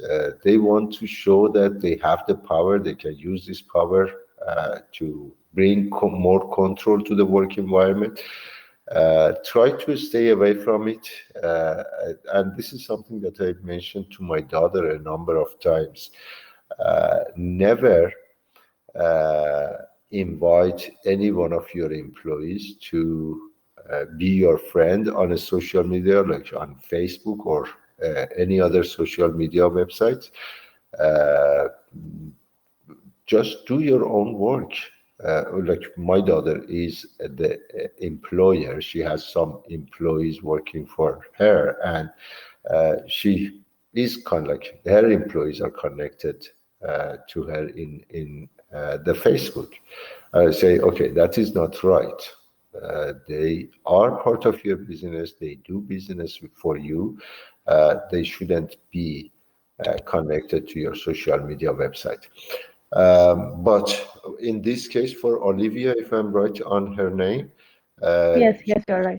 she I believe that she didn't do anything wrong, and that was the firing was not justified, and because of that, the unions one of the responsibility of the union is to look into this type of things and then make it right. And I'm glad that they made it right, and I'm certain that if she continues her fight, she can get the 2 month lost job for that wrong decision that the supervisor made. Yes, yes, I will definitely ask her because this question has been on my mind as well. I want to have some information, just general information on that. So I will definitely ask her, and I will definitely share in the class Yeah. next week. Okay, thank you. Thank you. Okay, we have a message from Rizwan. I was in an MNC in India. I don't know what MNC is, but you will explain it to us. There was no union because, as per the organization, forming the union was prohibited by the company's policies. So, does this happen in Canada as well? Yes, there are certain companies, especially small companies, small businesses, they are not part of the union. They don't have unions, like the medical clinics, the dental clinics, small little shops, stores, they are not part of the union. So, but that doesn't mean that if you work for one of these companies, they can do whatever they want to do. If you follow, every company, every store has certain rules and policies. If you follow them, if you do them based on what the company asking you to do, they cannot just fire you. They have to provide a notice, like usually 2 weeks notice, saying that, okay, because you have to be here at 8 o'clock, you were here last week, 2 days last week at 9 o'clock, this is not going to work for us. If this continues for another time, unfortunately, we have to ask you leave. Okay, and there is not a union to protect an employee of this type of stores. But if the decision made by the manager or a store owner is not fair, you can always file a complaint. We will talk about this. Like there are certain organizations in Canada that look into the labor disputes, labor work, and multinational, MNC, multinational company. I'm just, what type of multinational company was it? Probably a multinational company is a large, big company, and usually big companies have unions. Bank of New York. Banks do not have union. I don't think banks have unions here. I don't know. I have to do a little research on this to see if there is a union in a bank, but I don't know. I will look into that, and you also do that. See if there is a union for the banks. I don't think that there is. But universities have unions, government organizations have unions, big manufacturing companies have unions, like steel making companies or car producing companies. They do have unions. Excuse me. Bless you, sir. Thank you. The teachers have unions. And the unions are there to protect the employees, the workers, in their work, and protect them against unjust decisions, sometimes made by some managers, some supervisors. Okay, thank you again, Kimia. I'm glad You're that most you welcome. shared this story, and I encourage everybody in the course, please, as Kimia did, if you have some story to share with the rest of the class, that helps all of us to learn more material. Thank you, sir. Thank you for listening to me, everyone. It's my pleasure. The information and communication have a significant effect on all aspects of work and job design and how work is performed. Like these days, the government of Canada, I remember I mentioned that they use the SAP, System Application Product Application, which is an enterprise resource planning system. That will have an effect on everything that they do, like 24-hour internet and TV news channels. Office work has become paperless. If you go to a dental clinic, if you have insurance, the only thing that you need to give to this dental clinic is your insurance number and insurance information. Then the rest is done automatically using the computers. They charge the insurance company, they send the bill electronically. Immediately, they get a response, approved, not approved, or part of the cost is approved. So everything is paperless. Business software keeps track of financial records. Payroll is done through the computer, like my salary automatically, they deposit it into my account every period. So I don't need to be involved. I don't need to send a request. My manager doesn't need to be involved. It's all done using the information and communication technologies. Method analysis breaks down the job into sequence of tasks, elements, motions, and improves it. You look at the method. If you're producing a product, let me take, for example, bread. Let's assume that you have a bakery and you produce bread. Think about bread making processes. What are the things that you need to do? Then break those things into steps, into sequence of tasks, and then look at that to see what you can do to improve it. Basic procedure: identify the job to be studied, gather information, gather pertinent facts about the worker, their knowledge, their capabilities, parts, tasks, and motions, fixture, machines, equipment, tools, layout, sensory input, light, glare, noise, heat, vibration, everything related to the job. Gather as much information that is needed, then review that information, see probably in some cases to improve the work. You can combine some tasks, you can delete some tasks, you can group some tasks together so that you can improve how you do your work. Document and analyze the present method and discuss the job or facts that the worker and with the worker and supervisor. Question the present method and try to find a better way of doing it. Flow process chart is a chart that shows you the process, how it flows. And I have one example in my next slide that I will talk about. Reviews the sequence of steps performed in the process. Why is there a delay or shortage at this point? Delay and shortage are not good in the process. If there is any delay, you have to see if you can eliminate that delay. How can travel distance be shortened? Like you produce a part here and then send this part over there to another department to get something on it and then goes back to this. Okay, this travel is costly. It delays the process. Can you take this department task, put it close to what you need to be done in the other department or in the other station? Group them together. Can an operation be eliminated? When you review the present process, you will find many tasks, many operations that can be eliminated or combined to other tasks.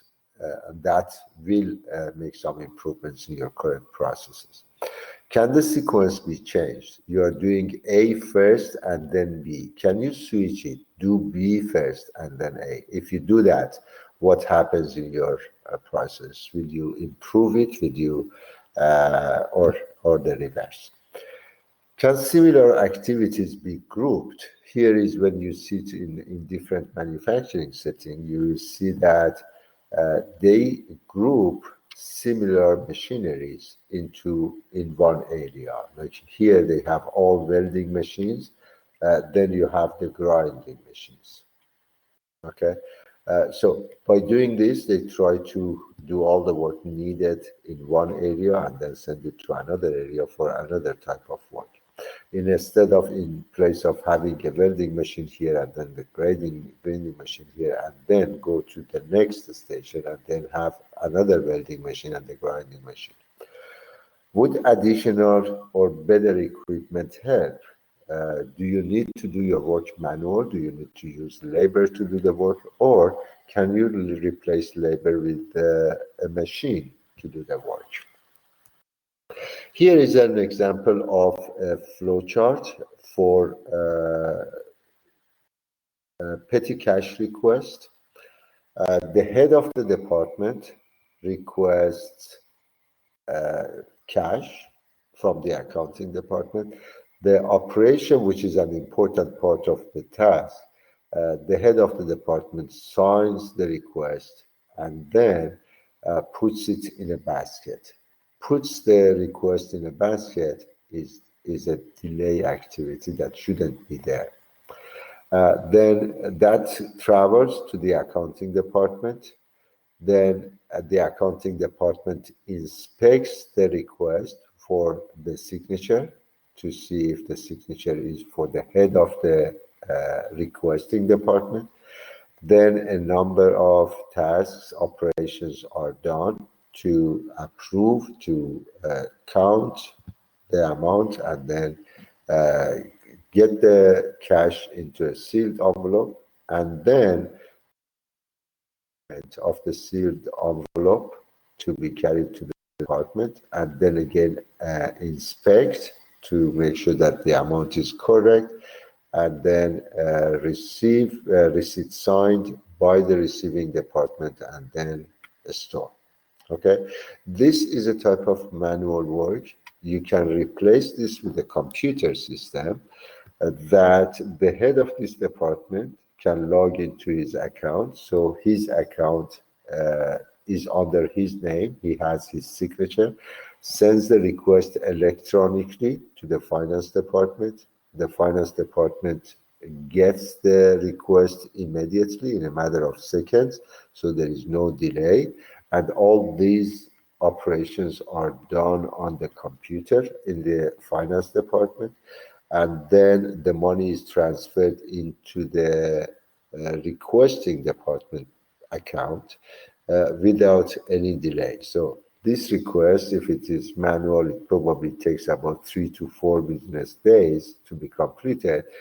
In a computer system, it takes 3-4 seconds. Okay, so that is how you make some improvements by bringing information technology to the business and automating the processes, you can make huge amount of improvements. You can have work machine chart. In the work machine chart, you look into the activities done by a worker and the activities done by a machine. This is your labor, a worker who is responsible to work with certain machines, and this is the machine. So what you do, you look at the amount of time that the worker is busy, like prepares a part and then puts the part into the machine to do some work. While the machine is working, the worker is idle, and then when the machine work is done, the worker gets the part, so the worker is busy, but the machine is idle. So in this, review the work, and the result of this review is the assignment of machine to worker. How many machines can the worker manage during one shift? Because of the idle times while this machine is working, the worker is idle, so she can look at another machine for that period of time. There is a figure on figure 7.2 with an example. Let me see if I have that figure here. Okay. Okay.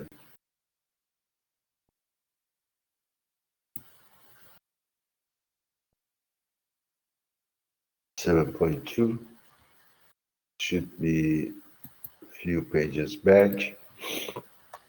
Method analysis. This is the flow process chart that we talked about. This is the workman machine, worker machine process chart. Okay. For bulk food, the process is weigh and price. So what they do, they weigh certain bulk food, and then they get the price tag and continue. So the customer, in step one, customer places on scale. So here the worker is busy, and it takes about 1 second, enters the product code another second. When the product code is entered, the machine starts doing work, calculating and displaying the total price, dispenses a price sticker, and then the worker gets the sticker and removes bag, places the price sticker on a bag. Okay, so during this process that takes about 7 seconds, 6 seconds the worker is busy, 1 second idle, and the machine is only working for 1 second, and the remaining second the machine is idle. So you can create this type of tables, a summary table that shows how much of the time spent the worker is busy and how much time the machine is busy, and then in this way you can manage the process. Okay, let me make sure that I'm still connected to the room. Motion study is the systematic study of the motions used to perform tasks. Okay, a lot can be done in motion. Like the workers do their work using movement of parts, material, or they just move. And you need to look at all the movements that are done in doing a certain job and eliminate those motions that are not necessary. There are certain motions that not only create problems, they might bring some injuries to your workers, like bending and lifting weight. They might create some problems. So you need to look into them and then see if you can eliminate them or make some changes so that it makes the job easier for the worker to be done. Identify the best sequence of motion. motion economy principles, guidelines for designing motion, efficient work procedures. Three categories: use of the arms and body, arrangement of workplace, and the design of tools and equipments. You need to consider these three factors in when you do the motion study. How the worker does, how much motion you need from the worker, how to arrange in terms of the putting tools, machineries, how close they should be to the worker, and how you design the tools and equipments that are being used by the worker. Analysis of elemental motions. Third links this term, if you read it from this way, that is Gilbert's. Lillian and William Gilbert, those were a couple who started working on scientific management of the businesses, and they developed a good number of tools to improve the business. One of the things that they did was a slow motion study. So they used the slow motion to see what's going on in doing an actual job that they couldn't get if they had not used this slow motion study. You can use a SIMO or two-handed process chart that shows each of your hands what they do when you do a certain job. Shows the elements performed by each hand side by side over time. Working conditions, government regulations, Canadian Labour Code, safety and other work standards. We do have very good labor code here in Canada that looks in almost everything related to a safe work environment for our workers. Workers have the right to refuse dangerous work. Like no employer has the right to ask employees to do a work that is dangerous without giving the right tools. Participate in improving health and safety and know about the hazards in the workplace. These workplace hazardous material information system gives information about the hazards or the hazardous material that are being used. Like if you are using with a chemical that is hazardous in case you smell them or in case the material you touch the material or it slips on your hand or face. You need to know about that information. You need to know how to deal with those cases. If you inhale the gas of a specific chemical, that might be very dangerous for you. So how to cure, how to improve, how to deal with it, the employer has to provide the information and the training also. Mandates proper labeling of hazardous material. We do have some labeling. If you do a search on the internet, different color like yellow, red relates to different types of hazardous material. Making available material safety data sheet. Here it gives you information how to deal with those type of hazardous material. And here in BC, WorkSafe BC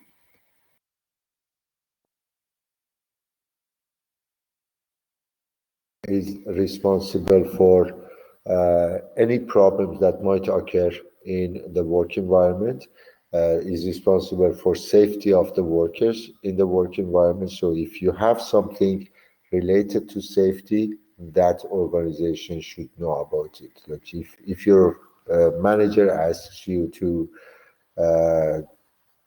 do something that you believe is not safe to do, You can just deny it, you can just say no, and if they fire you, you can just file a complaint with WorkPlace PC and provide information, provide all the documents that you have so that they can look into that. Working conditions, we talk about temperature and humidity, ventilation, illumination, ergonomics, noise and vibration, work breaks and hours, safety and causes of accidents. Let's look at the noise and vibration first. Number of decibels for noise is very important. Up to here is considered quiet. 50 decibel is good. Like because of this, if you go to buy, for example, to buy a dishwasher, one of the things that you see on a sign is either 50, 45, 40. That gives you the amount of noise that you hear when the machine is working. And they compete on this. The appliance producers compete on this, try to make their product less noisy. As the number of decibels increase, the noise becomes very annoying. Like the work of a grinder is very annoying when it works, or a jet aircraft on top of your house, you will hear the noise that is just type of scary. Vibrate, and the company should provide some equipment tools for their employees if they work in that environment. Like if you work in an environment that there are lots of grinders working, so there is huge noise over there, very annoying noise, and the company has to provide this type of material or earplugs to or protective devices. After the pandemic, if you remember, many organizations created new policies, added to their existing policies that no employee, for example, can start the work without having the necessary tools like masks and gloves or whatever they needed to do their work safely. Work breaks, very important, very necessary in terms of bringing back the efficiency of the workers. Efficiency declines as you continue to work in a day. Like consider your efficiency at this level, 110% efficient at the beginning of the day. Then as you work, your efficiency goes down. And when it is down, then you need to take a break. Half an hour break time proves that the efficiency can go up, but not to the level that it was at the beginning of the day. Then again, you continue working for some couple of hours, and then the efficiency again goes down lower than the previous level. Here you take your break, get some energies, get some rest, and then it goes back up. Then you continue working until the end of the shift, and then get some rest at home and come back fresh the day after. So work breaks are important, are necessary, and are required by law that every worker during an 8 hours of shift, they have to get minimum 30 minutes of lunch break or 10 minutes of every 2 hours break. Levels of illumination depends on the type of task that you do. If the task is small, detailed, very extreme accuracy needed, you need to have a very high level of illumination available. That is done usually using the overhead ceiling lights or desk lamps. But if the type of job that you deal with large objects, task area could be in a restaurant or a stairways or warehouses. You don't need that much light. This light could come from overhead ceiling lights or get the natural light if it is during the day. Safety requires constant attention, occupational safety and health standards, workplace hazardous material information system training required for the workers to know if you use hazardous material in your work environment, then you need to provide training to your people. Two main causes of accidents: carelessness and hazards. So how to deal with them? You need to use these type of things for safety. Proper lighting. You should be able to see what is around you by providing proper lighting. Clearly marked danger zones. Like if you see that there is a possibility for your workers to get injured when they walk from this point to this point, from point A to point B, you need to put a sign over there. That's why you see that if you go to a store, some stores, when they are just doing some cleaning, they put a sign like wet location or wet place, for the customers to know that when they walk over there, they spend a little more care that they don't get themselves injured. Protective equipment, safety devices, and emergency equipments in case something happens, how like first aid box available so that you can use them. Housekeeping is very important to make sure that the work environment is always clean. Thorough training for all the workers who work in that environment. They all should know how to do, for example, a CPR if there is a probability for one of the employees to need it. And enforcement of procedures, there should be policies in place that enforces all the policies and the procedures that are needed to have a safe work environment. Ergonomics, this is how you design tools and equipments for the workers to work or to do their job.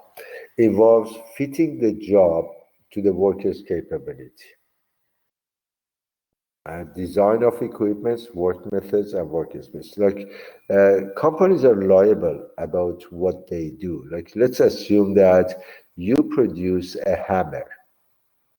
Okay, let's see if I can just draw a hammer here. Let me see. Okay, let's assume that this is a hammer. And now you produce this hammer and I buy it, and while I am using it, then the handle breaks. And this part, when I was trying to hit the wall, a nail on the wall, it breaks and hits my daughter's head. The company that produced this is liable because this shouldn't happen when I use that equipment. So the ergonomy is not this it broke.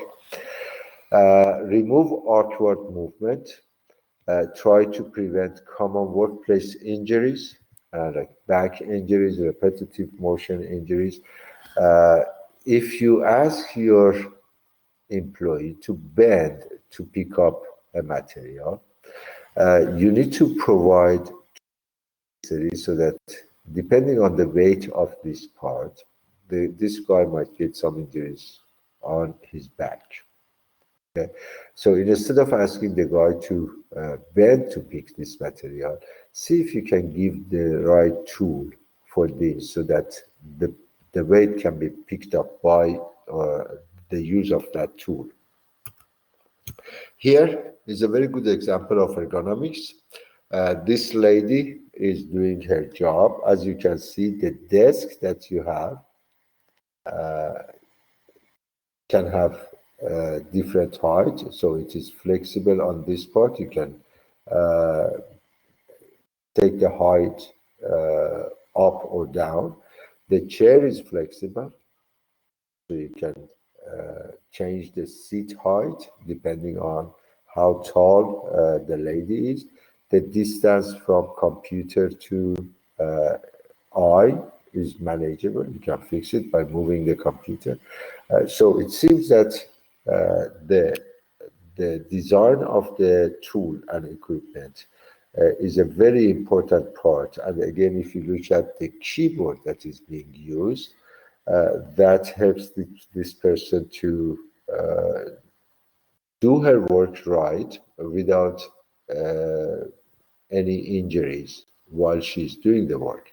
One of the things that you see for the people who use hours of work sitting in front of a computer and doing her work, like a typist, their fingers change, like reshape, okay, after a long time of using the keyboard.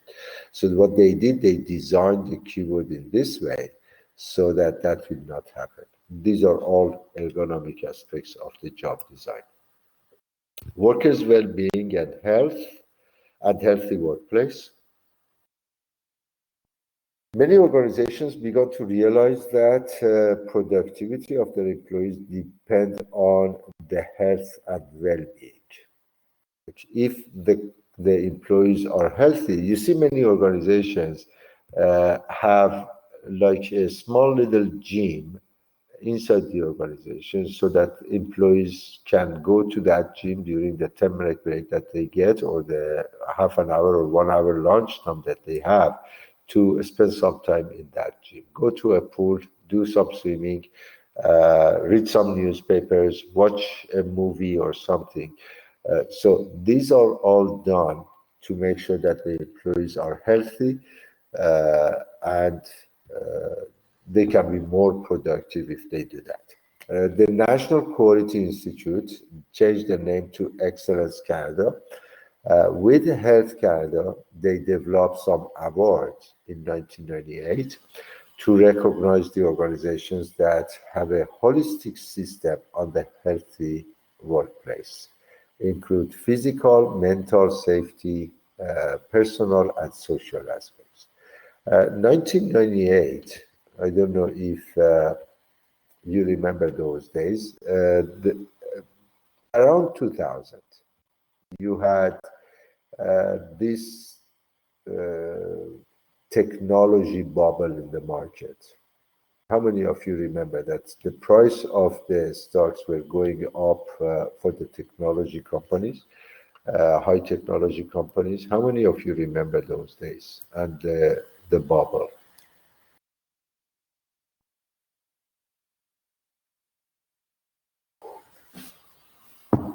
Am I still in the room? Yes. Nobody remembers? You are too young to remember?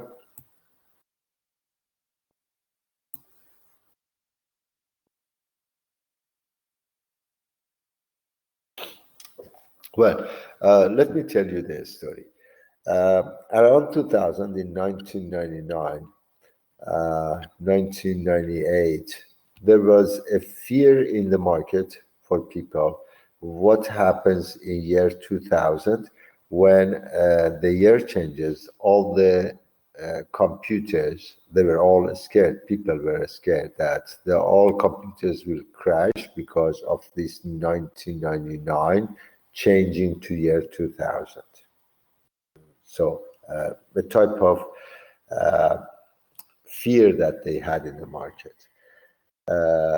And immediately after we passed 2000 and nothing happened, then the technology started to go up. And I remember in those days we had a wonderful Canadian company here named Nortel Networks. This company was a very high performing company in Canada in those days. And at the time, the CEO of the company was John Roth.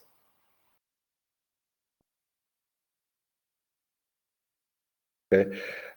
He did a lot of work for the employee of the company in terms of their health and well-being.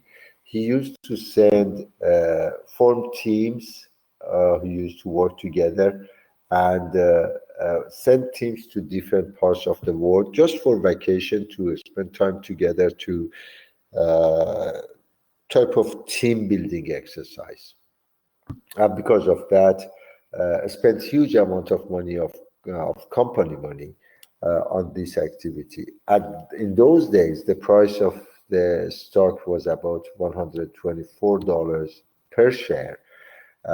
Then, when the bubble gone, the price started to go down and down and down, and it never recovered. It became a penny stock a few years later. Like you could buy shares at 2 cents or 1 cent, and then when the company was unable to make changes to their business, the Toronto Stock Exchange delisted the company and it disappeared. Like it doesn't exist anymore. If you do a search on the internet, the company doesn't exist anymore. I heard that another Avia or something like that, a US company bought Northern Networks, but the company is gone. What happened in those days? Health and safety, well-being of the important. The belief was that if your employees are happy, they are more productive. So try to create a happy environment for them to work. Excellence Canada has recently introduced a new award category called Mental Health at Work to acknowledge the importance of mental health. And research has shown that unmet human needs can have a psychological distress, and you need to eliminate this psychological distress. You have to see what needs are and satisfy them, what human needs are. These are how many? 13 factors that you need to consider in the workplace. An honest, trustworthy, fair organizational culture, psychological support to provide for your employees if they need them, clear leadership and expectations, so your employees should know what your expectations are from them, civility and respect, and then continue at the bottom of the page, fitness of job to employees, to employee competence, so you cannot ask any employee to do any type of job. There should be a fit. Growth, and development, recognition and reward. As I said, recognizing the type of work that people do, in most cases, by just hearing a thank you from your manager would be enough for you psychologically to do your work better. Involvement and influence, appropriate workload, engagement and belonging, work-life balance, psychological protection, no harassment, for example, and physical safety. These are the factors that are important in a safe workplace. Okay, before I go to time standards and time study part, let me take a break. This was slide number 31. We have about 20 more slides, so 20 more minutes for me. If we take a break, we come back at 10:12. We continue the material until 10:30, and then you have your class or student engagement exercise that you will do at the end of the class. So let's take a break. Be back at 10.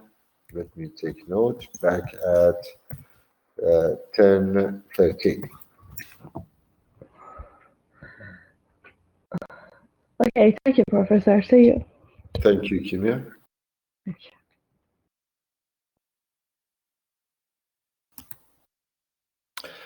Okay, everyone, it is 10:13. I'm back at Yes, my... Professor. Yes, thank you. And let me continue. I want to take a quick look at the course syllabus to see where we stand in the course at this point and what it is that you need to do for next week. Next week is week 4. You will have a student engagement exercise next week. You will have your homework that is due next week. I will post the homework tomorrow and you can start working on that. Next week, we are a little behind in terms of covering the material. So please read those 2 chapters, 9 and 10. There are some type of calculations involved in a statistical process control. If you take a look at your notes for statistics, that will help you to understand the material better and faster. And we are able to, hopefully, to finish those 2 chapters next week. Excuse me, Professor. Sorry. Yes. The homework is that group work that we have to present in the class. Am I right? The homework, yes. I Okay. will put the assignment on the course website. Again, every team will only upload PowerPoint presentations on the assignment for the assignment, just 1 file for each team. So I should have only 7 submissions. Okay. Thank you very much. Thank you, Kimia. And now let's continue with time study and time standards, or a standard time. So sorry, Professor. Yes. As you mentioned that the next week will be the student engagement. So if I'm not wrong, that means that our live class will start at 9. The class starts the same time at 7 o'clock. Like if you look at... Yeah, it says student engagement. So do we have to watch or read any sort of material in that? No. The student engagement exercise is something that you do every class in class, as you will be doing today after my material is complete. There is one student engagement exercise that is probably, you don't see it right now, at the end of week 3. Yeah, you can see it. It is not hidden. It's a quiz with 5 questions that you can answer when I finished. Got it. Thank you. Thank you. So there is another class we are going to have, which is a type of self-study. I will assign the work to you when we get to that class. It's not for next week. Okay, time studies and standard time. A time study or work measurement involves various methods that you use to determine the length of time that you need to complete a task. These are done like using different tools. You can use a stopwatch, or you can use predetermined time systems. What you did in your assignment for last week was one of those techniques. The standard time is the amount of time it should take for a qualified worker to complete a task. A qualified worker, you need to define it, make sure that you understand, is a normal worker who has the knowledge, the right tools to be able to do the work. And that worker works in a sustainable rate, using the right methods, tools, equipment, raw material, workplace arrangements. So if these are available to the worker, then you can measure the amount of time to complete the task. Different methods that are available to measure the work: stopwatch, predetermined element times, and work sampling. For a stopwatch, you use a watch to measure the amount of time. The basic steps in this process involve define the task. First, you decide what is the task you want to measure. Then how many times, how many cycles are you going to measure it? There is a formula we will learn. And time the job and rate the performance of the worker. This is subjective. It depends on you based on the experience that you have. After you observe the worker doing the job, you believe that the worker is slow in doing the job or is fast in doing the job, and you give a performance rating accordingly and compute the standard time. So the first step is to, after you define the task, you determine how many times are you going to measure that task, because you don't do it just once, you do it in a number of cycles. The formulas that you see here, you probably learned these in your 502 course or any previous statistics course that you took. Here is what we are looking for. We want to determine mu, which is the average time it takes to complete a task. This is for the population. But we don't have that information. We usually take a sample of size n, and that is what we try to determine. In this sample, we calculate, let's assume 10 observations. You calculate the average time in the sample that it takes to complete the task. You calculate the standard deviation for that sample, and then you develop a confidence interval by setting a confidence coefficient. Let's assume 95% or 99% or whatever percentage you want to use. That 95% on a normal distribution chart is the middle part of this curve. That is 95% of the area of the curve. The remaining 5% is split into two equal parts of 2.5% on each side. So the total is 100%. And now, because you don't have the sigma, which is for the population, you use S. You usually use T distribution, but if the sample size is large, you can use the standard normal distribution Z instead of T, which is in the formula. Now, after you have this information, then you can use the formula X bar as a point estimator, which is the mean in the sample, plus minus a margin of error, which is Z S over S square root of n. This part is the margin of error. And if you just consider it to be error, error equals to Zs over square root of n. Then solve this equation for n. N equals to E square goes to the denominator, Z square S square. This is the formula that you see over here. Okay. If you have a specific error that you want to achieve in your calculation, or alternatively, you can replace that error with AX bar. We will see what these two formulas are used in an example. Take a look at this example. Determine the number of observations needed. So you are looking for n number of observations to achieve a specified maximum error. And that maximum error first in A, maximum error of plus minus 6% of the sample mean, which is X bar, or just 0.40 minutes is the maximum error. And now, if the maximum error in B, you use the formula that I just gave you and plug the numbers. The mean X bar is 5.2. A standard Z value, a standard normal, you can get that. The confidence coefficient is 95.5%.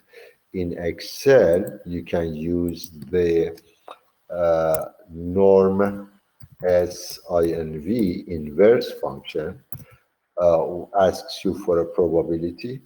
if the middle area is 95.5%, then 4.5% is left for both corners, so you will have 2.25% on each side. 2.25% for the norm SIMV for the probability, 0.0225, that gives you 2. And that is the 2 that you see we use here for Z.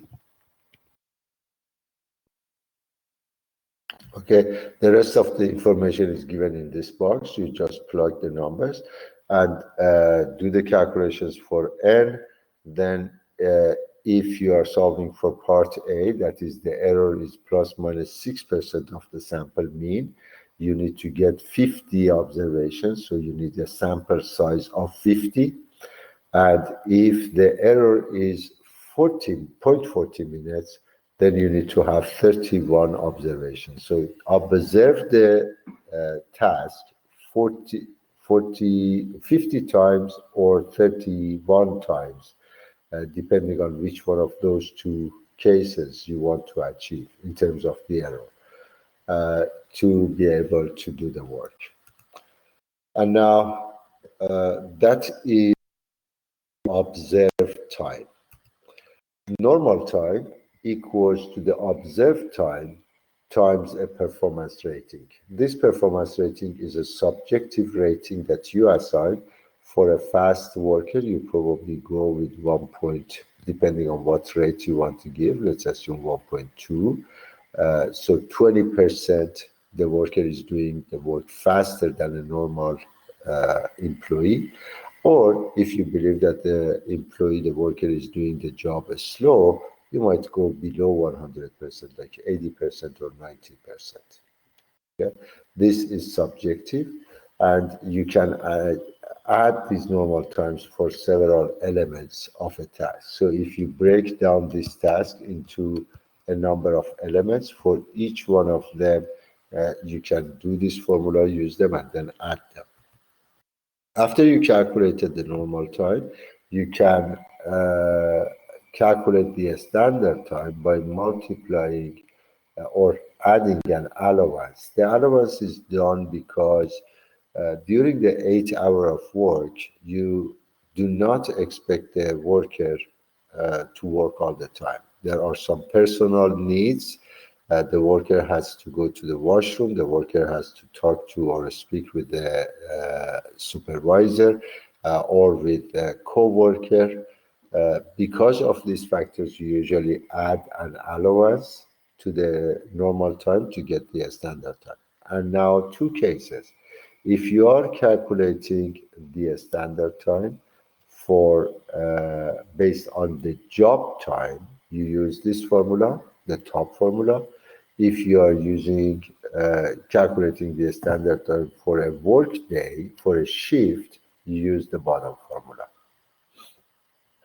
Okay, and now one example on this before I go to the example which is given on this page. Let me explain this time study observation sheet. Let me zoom in a little bit so that we all can see.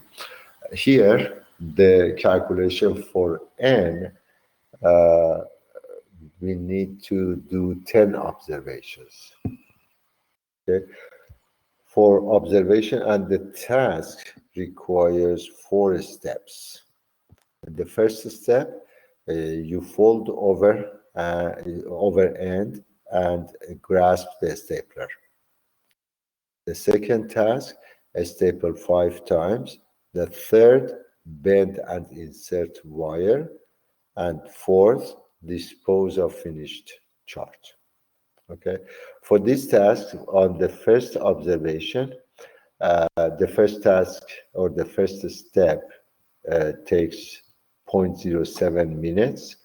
The second one, the second stage or the second step takes 0.2 minutes. The third one, bend and insert wire in the first observation,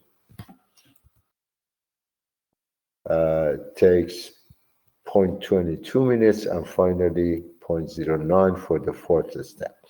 The numbers that you see in the second row are the cumulative time value. So 0.07 plus 0.16 gives you 0.23. 0.23 plus 0.25 gives you 0.45. 0.45 plus 0.09 gives you 0.54. So the entire first observation takes less than a minute to complete. Then you continue with this method for all the 10 observations that you have. And then on the summary column, in the last part of the table, you have sum t for each task. So 0.68 here is the sum of the first step of the task in 10 observations. So you add all these numbers to get 0.68. Then you divide by 10 to get the average. This is rounded to 2 decimal points, so 0.68 divided by 10 gives you 0.068. If you round it, you will get 0.07. Then the thing that is assigned to this step is 90%. So the worker was doing slower than normal, and the normal time is 0.07 times performance rating. That gives you 0.06. Now, you do these calculations for all the steps involved. You add the total normal time. That is the sum of all these four numbers. Then it takes about 0.55 minutes, a little less than 1 minute to complete this task. That is the result of 10 observations. That is the normal time for the cycle. Then you have the normal time. You use an allowance of 43%. Is it 43%? 55 plus allowance, which is 0.143 or 8.08 minute. Then it gives you the standard time of 0.63 minutes per piece, per job. This is how you do the calculations for calculating the standard time to complete a task. And now in this example, let's see how we can, let me go back. Okay, I am still in the page, yes. You want to determine the standard time for a job. A worker produced 20 items in 8 hours. As the worker was nervous under observation, it was estimated that the employee worked about 10% faster. Allowances are 25% for the workday. So when it gives you information, the allowance for the workday, the second formula that we had at the bottom of this page, you have to use this formula to calculate the standard time. What are the normal and standard time to produce one item? Okay, to answer this question, 8 hours, every hour has 60 minutes, so you have 480 minutes available. You are producing 20 items. If you divide it by 20, that gives you 24 items, 24 minutes per item. And now you have a performance rating of 10%. This is the observed time. You need to calculate the normal time by considering the performance rating. So 10% faster, that is 24 times 1.1. Whatever number you get, that would be your normal time. And then the standard time is the result of this divided by the formula that we had over here, 1 minus 0.25. So this number goes here. And now if you do the calculations, this is what you get. 24 times 1.1 gives you 26.4 minutes. Then use the formula to calculate the standard time. The standard time would be 35.2 minutes. Some points you need to consider when you use time studies. Analysts must be familiar with the work, with the task. So usually what you do, if you are not familiar, you talk to the supervisor and go and stand with the worker for 1 or 2 days to see what the worker does. Even if it is necessary, try to do the work yourself so that you make sure that you know all the you get all the information that is needed to complete the job. Worker may attempt to shorten the time. Abnormally short time should be discarded and long term should be investigated. Jobs need to be broken down into basic motions. Many jobs cannot be observed like this. So as much you can, you need to break down the job into a small little pieces, and then it is costly and disruptive. Benefits must outweigh the cost. So what you need to do, you look at the profit and the cost for doing this time study. If you realize that the cost is higher than the profit, you don't do it. But if the profit is higher than the cost, then you go ahead with the cost. Can also use historical or published elemental times to determine the time. This is the MTM method, motion time studies, motion time measurement type of systems that are available, and MODAPS is one of them. Need higher skills to describe tasks in basic elements. As I'm certain that many of you had challenges this past week to do your work, not having the skill needed to do to calculate the time for that example. Predetermined time standards, the MTM, uses a time measurement unit very similar to the time measurement unit that you had for MODAPS. MOST is another technique that is the newer version of MTM. Many tables for a variety of moves and conditions. So there is a catalog, lots of tables that you can use to understand the motion and the moves that are necessary to assign the time unit to each one of those motions. Distance, difficulty, weight, degree of turn, these all have an impact on the time. Like if you are lifting a weight from the floor, putting it on a table, what is the weight of this part?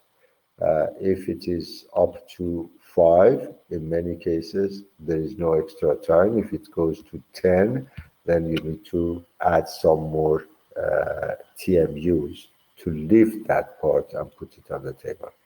Requires skill. opmt Plus is a software that is developed by a Canadian company, a Montreal-based company called Lobras. And the app is available in the App Store. You can install it on your cell phone and you can use it. But to use it, you need to get some knowledge on how to use it. My recommendation to you is to do a little search on YouTube. There are lots of video clips available for this. Then you can watch them and learn how to use it. And it is for free. You can download it. I believe it is free. You can download it on your cell phone. And then the only thing that you need to do is you measure the time needed to complete a task. You just observe what the worker does, and based on what he does, you press a button and out of the buttons that are available. And the calculator or the program does the calculation and gives you the time to complete the task. Okay, it's almost 10:38. I'm going to stop here, give you a little time to do your class exercise. Go to the course website, and at the end of week 3, you have this student engagement exercise. I have completed the material for this quiz. You have the knowledge, and the questions are very simple, very easy. I am giving you 30 minutes of time, but you don't need that 30 minutes. In most cases, probably just 1 minute per question. You should be able to finish it in 5 minutes. So go ahead, please, and complete that quiz, and then have a very good night. Stay safe and healthy, and I will see you next week at 7 o'clock. Thank you very much. Thank you, Kimia, and thanks again for that wonderful story you shared with the class. My pleasure. Thank you very much for listening, and today, Thank you, Professor. and I will ask her. We have your voice broken, Kimia, because of internet. I don't know why. Okay, everyone, go ahead and hopefully you finish that exercise before 11 o'clock. Thank you very much. Have a good night. Thank you. Thank you, Aman. Thank you, everybody, for your messages. Professor. All the best to all of you. I will be sitting here. If you have any question, just type it on the public chat. But I will be working, trying to enter my attendance into the university system.